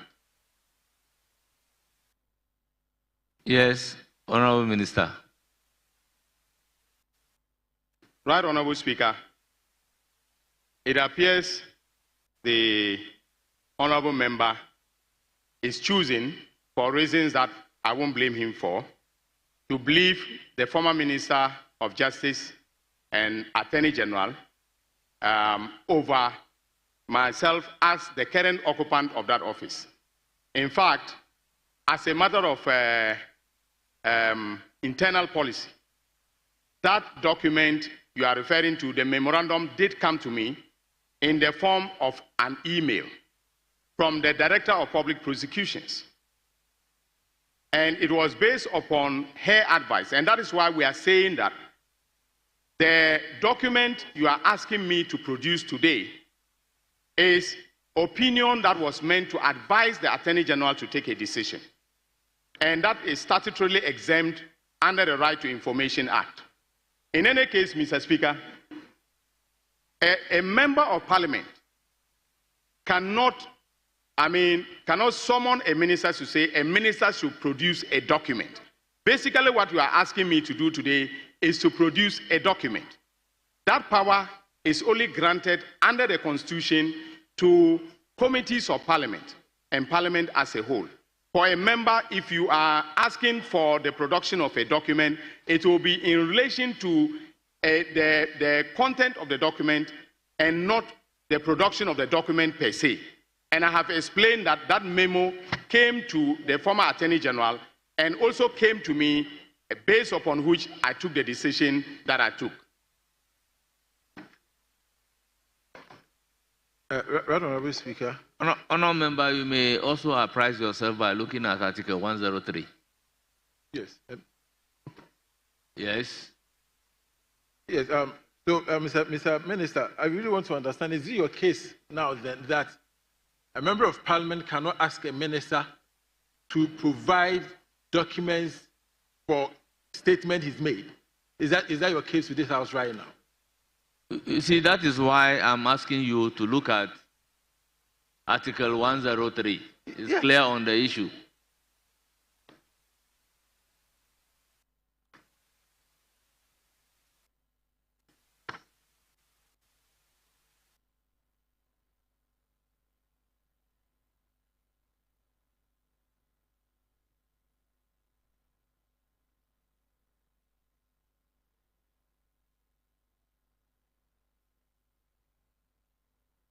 Members, let me take Article 1036.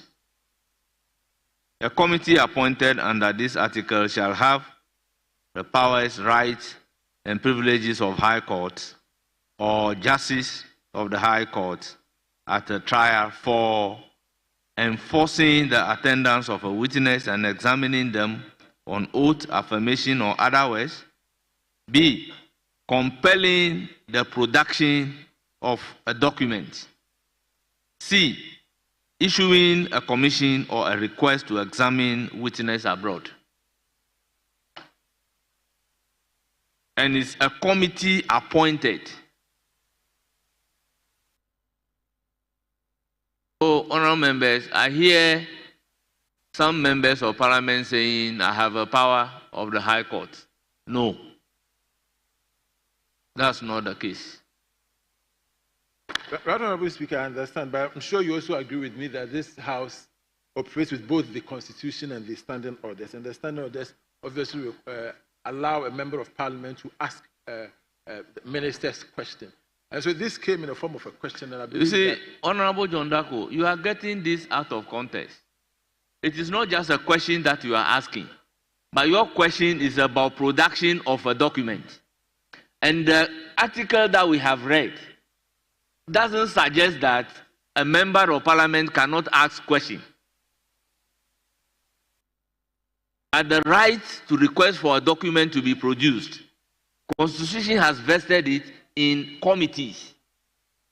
That is all that we are saying. And you are a lawyer, you look at the provision clearly. It says a committee.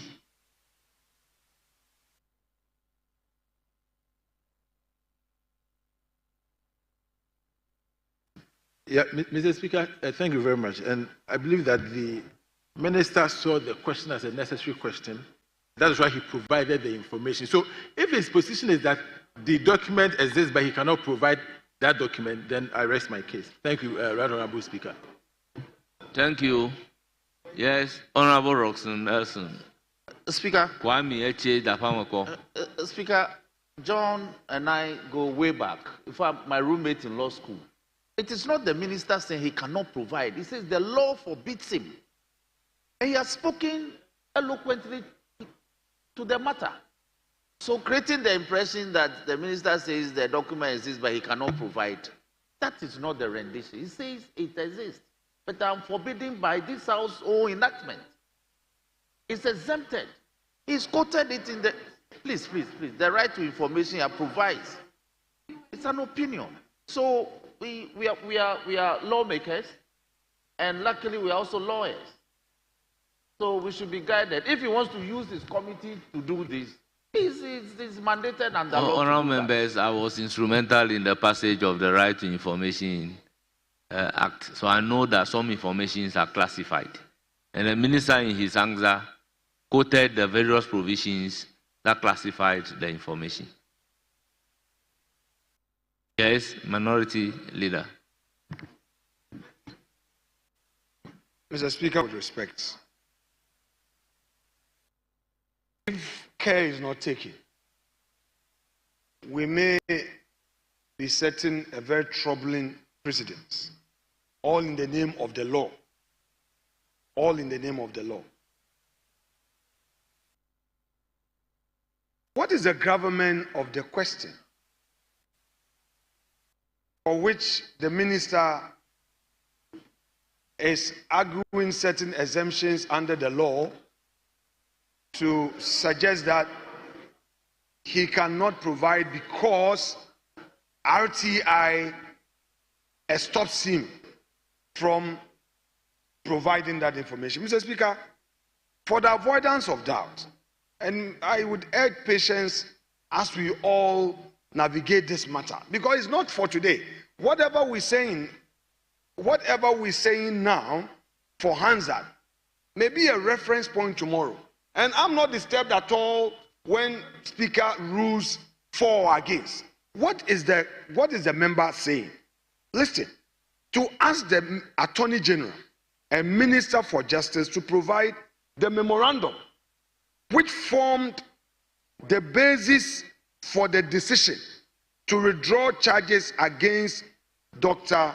John Pandit Isiama. Mr. Speaker,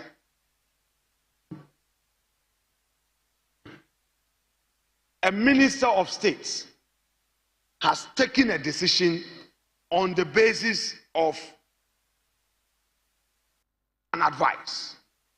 We all know that, of course, Noli Prosequa, he is not required by law to explain or give a justification. But, Mr. Speaker, to the extent that this matter has become a public interest matter, Mr. Speaker, and may my colleagues exercise restraint and listen. Mr. Speaker, to the extent that this has become a public interest matter, resulting in a member of parliament asking you to provide that information, at least it helps you and your image and that of the government. that the basis upon which you filed the nolle prosequi was well founded. If you now say that by a certain enactment, the member of parliament must file for some disclosure under RTI or that, and that by this act, House's own enactment, he is forbidden or he is stopped from providing the information. Mr. Speaker, I find it very rich.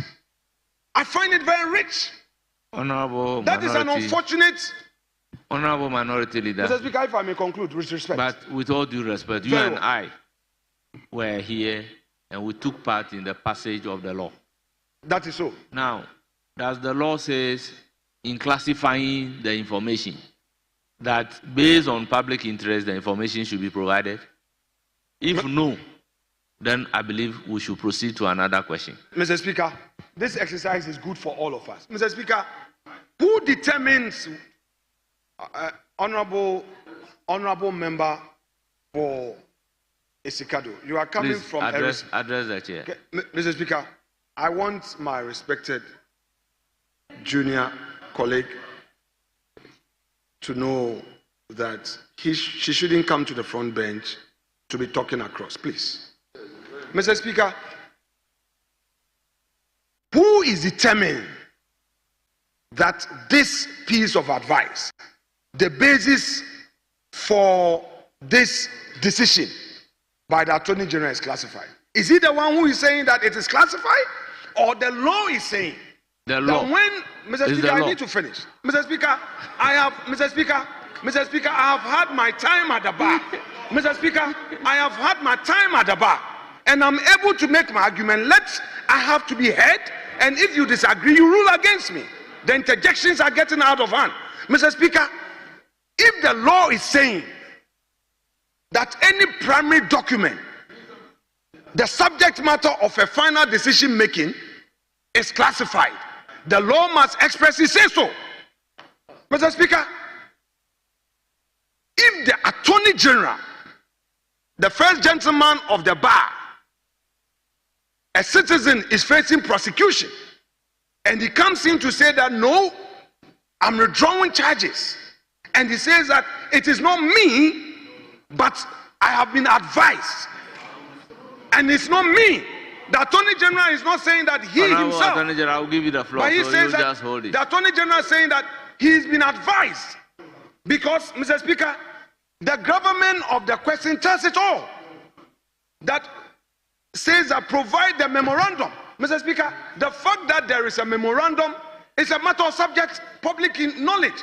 The Attorney General's office put out in the public domain that there was a memorandum. That it is based on the memorandum that he has exercised discretion. The questioner is therefore asking you, make available to the people's representatives this memorandum. And you say it's classified, it's a secret document, it's very rich. He will not use any available other tool. The tool available to him is what he's using to say that make available that memorandum for all of us to see. Peruse it. Mr. Speaker, I so submit and I believe that the member must be allowed to ask his question, and that minister cannot hide under any law to say he won't give the details of this memorandum. Honorable Minority Leader, I would have a problem when you say the member is not allowed to ask questions. The member has been given the opportunity to ask the question. Now the minister has provided answers to those questions. Then the member had the opportunity of even asking supplementary questions.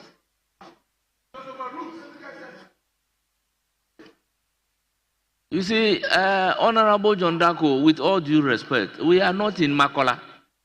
We are in Parliament. You cannot just shout across like that. You cannot just shout across like that. So the minister has provided the answers. So when the answers are provided, the minister quoted the right law to say that this particular information is a classified information. So once a classified information, now the minister also went further to say that the circumstances based on which you can be compelled to produce documents are spelled out in Article 103. And I even took the trouble to read Article 103, specifically 6. So I have a difficulty getting the tangent from which you are coming from.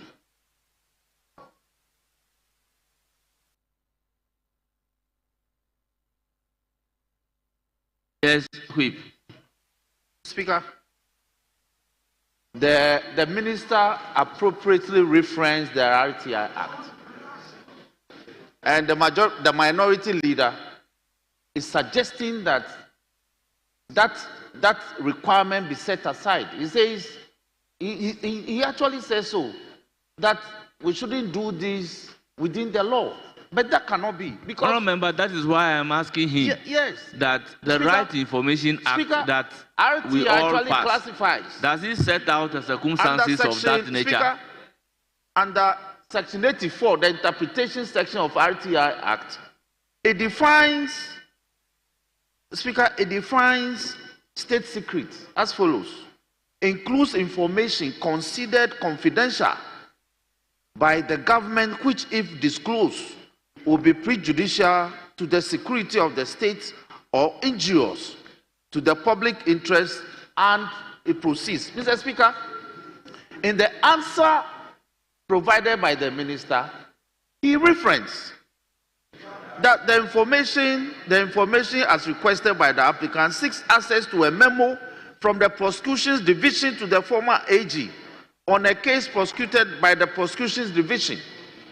The correspondence refers to constitute the legal opinion on the case given by the prosecutions division to the former AG. The request will most likely, as normally done, be for the review and approval of the former AG. This is an opinion, and this is classified under the Exempt Act, properly defined as a state secret. So for the minority leader to actually suggest that we should set all these requirements under law aside and play to the public gallery is actually saying that we shouldn't rule this house by rule of law. We should rule by the opinion of the masses out there. And that will be chaotic. He will be leading us into a path that clearly will yes, honorable members, in the absence of any supplementary question.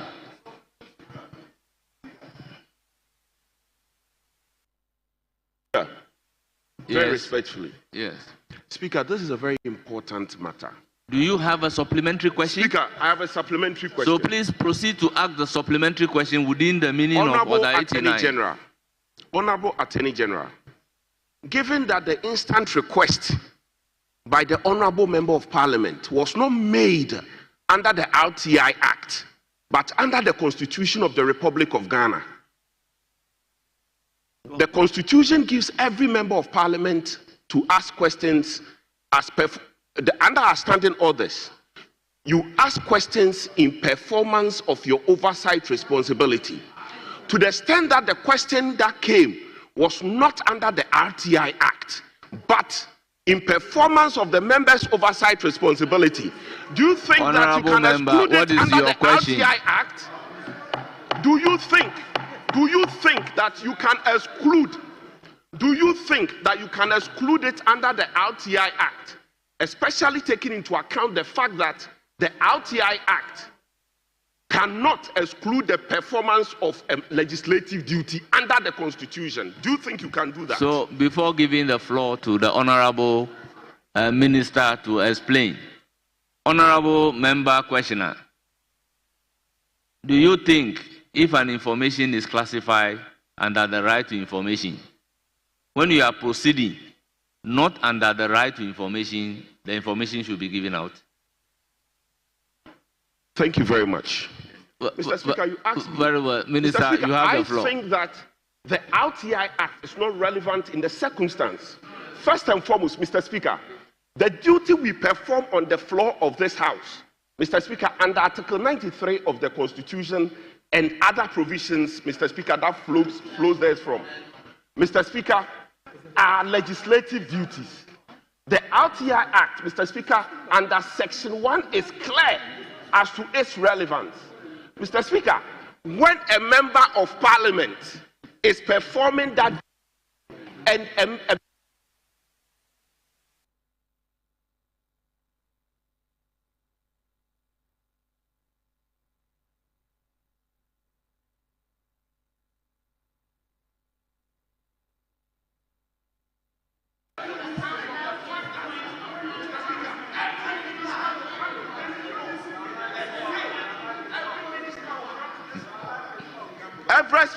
minister will come to this floor and say that every information we seek is confidential. It is a very dangerous part, Mr. Speaker. Honorable very member, dangerous I part. believe in constitutional jurisprudence. You mentioned Article 93. Article 93 says there shall be Parliament of Ghana which shall consist of not less than 140 elected members. 2. Subject to the provisions of this constitution, the legislative power of Ghana shall be vested in Parliament and shall be exercised in accordance with this constitution. What has this got to do with the legislative power? Mr. Speaker, Mr. Speaker, Mr. Speaker, Mr. Speaker, I said, Mr. Speaker, I said 93 and other provisions. Mr. Speaker, it is very important we appreciate.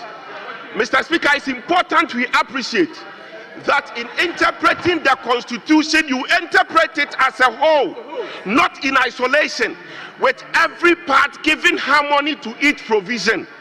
Mr. Speaker, if you go on this tangent, this House is in trouble. Kindly resume your seat. That is why in quoting 93, I didn't quote 93.1 and leave 93.2. I have read the 93 in a whole. I've read the 93 as a whole document. Yes, Honorable Minister, Speaker, you may wind up. I think we should move to another question.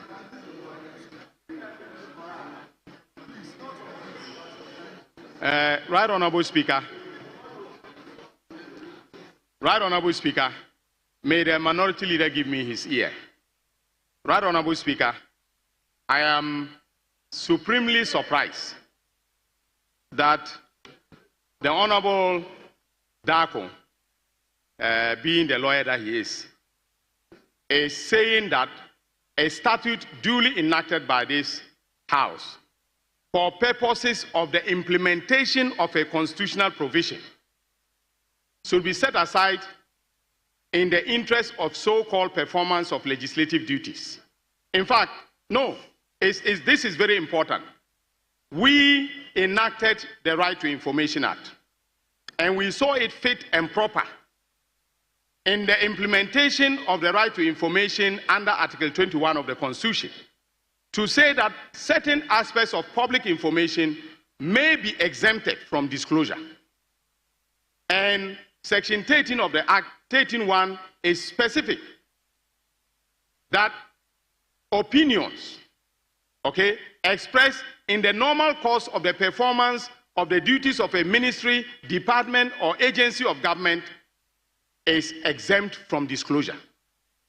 Despite the fact that when the honorable member made the request, there was no reference to the Right to Information Act. There was no reference to the Right to Information Act. But I can say, Mr. Speaker, that this was a public disclosure, in all its dimensions. And in fact, I was asked to provide the memorandum. I was not asked to disclose the content of the memorandum. There's a well of difference between the two. Production of documents is a different matter altogether from from disclosure of the information. And the disclosure of the information is what is regulated by the RTI. When it comes to the production of documents under Article 103(6) of the Constitution, it is only committees of parliament that are vested with the power to compel the production of documents. And that is why I told the honorable member that if he's asking that we should produce the document, he does not have that power as a single member of this House to compel the Attorney General to produce that document. In any case, the opinion was provided by the DPP, that is the Director of Public Prosecutions, to the former Attorney General, and government is a continuum. Based upon that opinion which was expressed, I took the decision and I took ownership of that decision. I took responsibility. So contrary to the assertion by the Honorable Minority Leader that I took that decision because of the memorandum and therefore I wasn't the one who took the decision. I took the decision and I take responsibility for it.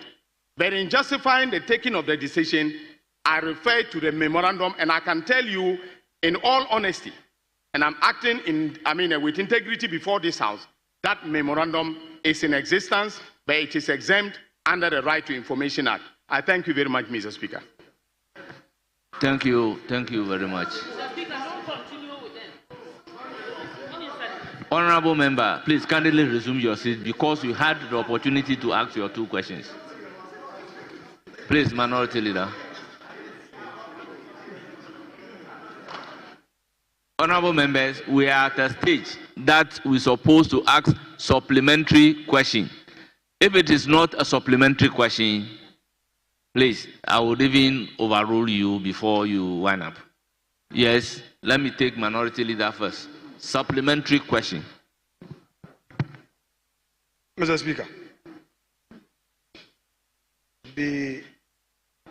before going into the supplementary question, I believe that the learned Attorney General took to the dispatch box, and although you had ruled on the question, he took the opportunity to express an opinion on the matter. If you would permit me, I would want to express a view.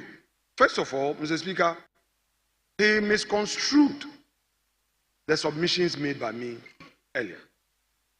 And Mr. Speaker, he is the one who put out this issue of memorandum. He said that he relied on the advice of the DPP as contained in the memorandum to take a decision. My issue is this.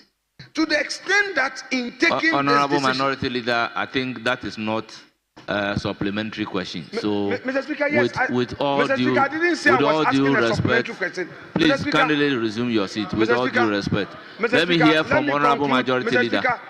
Mr. Speaker, Honorable Minority Leader, please, with all due respect, Mr. Speaker, kindly resume your seat. Bear with me. Let me hear from Honorable Majority Leader.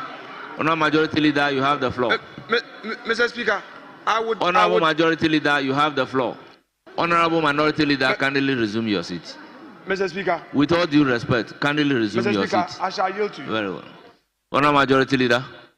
The Minister for Justice and Attorney General, you indicated in your answer that you relied on a memorandum.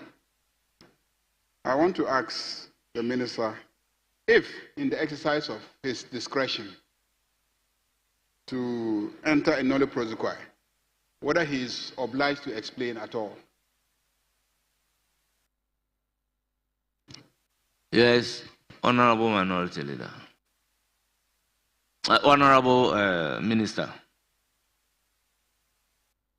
Yeah, by law, Mr. Speaker, by law, I'm not obliged to explain my decision to enter a nolle prosequi. But in situations where, or even in situations where I terminate the case after the prosecution has ended its, has ended its case, I am not obliged to explain the reasons why I have terminated the matter. And so on both counts, whether it was a nolle prosequi or it was a termination, I am not obliged to explain.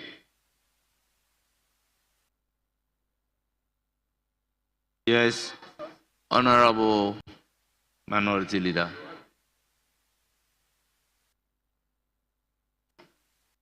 Honorable Attorney General, would you agree with me that to the extent that, not to the extent that you volunteered to make a disclosure of the existence of a memorandum giving rise to your decision to terminate the prosecution,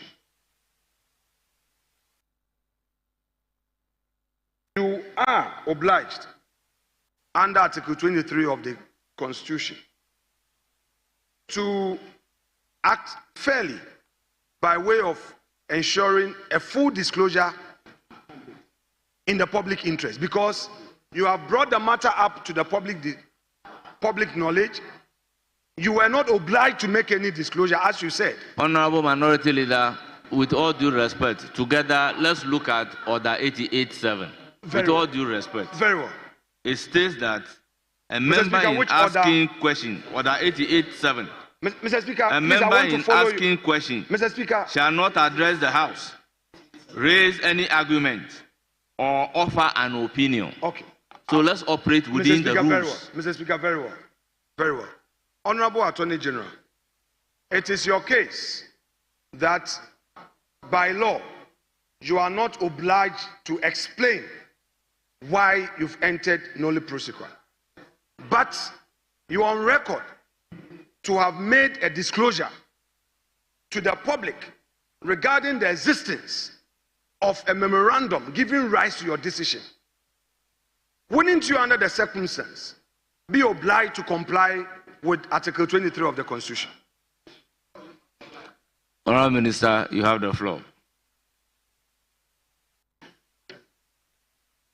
Right, Honourable Speaker. Article 23 is on administrative authorities, and it obliges administrative authorities to act fairly and reasonably and comply and be candid and comply with the requirements imposed by law. Right, Honourable Speaker, this afternoon I acted fairly and candidly, and I complied with the RTI Act in my answer. So I have complied with Article 23, and in any case, I was exercising executive authority and not administrative authority. Thank you. Mr. Speaker. Honourable Minority Leader. Thank you. Mr. Speaker, in view of the Minister's answer, may I know from him, having regard to his own disclosure to this House, that he decided to enter a nolle prosequi for ordinary language, in ordinary language, that there was prosecution of Dr. Isiama, and he said that he is no more interested in the prosecution. And he was not obliged to explain to the public why he has stopped the prosecution, but he explained. Would he say that that decision complied with Article 296 of the Constitution? Yes, Honourable Minister. Mr. Speaker, the minority leader, that will be in 30 years' time. The minority leader is shifting goalposts. First of all, he tried to pin me down in respect of Article 23 and failed in that effort. Now he's asking if I complied with Article 296 on the exercise of discretion. In fact, within the context of Article 296, I acted, in a manner that was non-arbitrary. Okay? In the sense that I took the decision and I counted to the people of this country. And in fact, I even quoted portions of the advice that was in line with the letter and spirit of Article 296. What the minority is seeking to achieve what the minority is seeking to achieve now, and let us face it, this is politics. What the minority is seeking to achieve now is basically to vindicate the former Attorney General, who denied the existence of the memo. But if you talk to the staff who were involved in the work, they will affirm or confirm that that memo was authored, that it was on the basis of the memo and the discussions I held with them that I took the decision, which is the subject matter of the member's question. In any case, Right Honorable Speaker, the member is not asking for a disclosure of the information on the memo. He's asking for a production of the document. And that is because the former Attorney General publicly said that that memo did not exist. And so you are seeking to vindicate him in the sense that the memo did not exist. But I can confirm that the memo exists. No.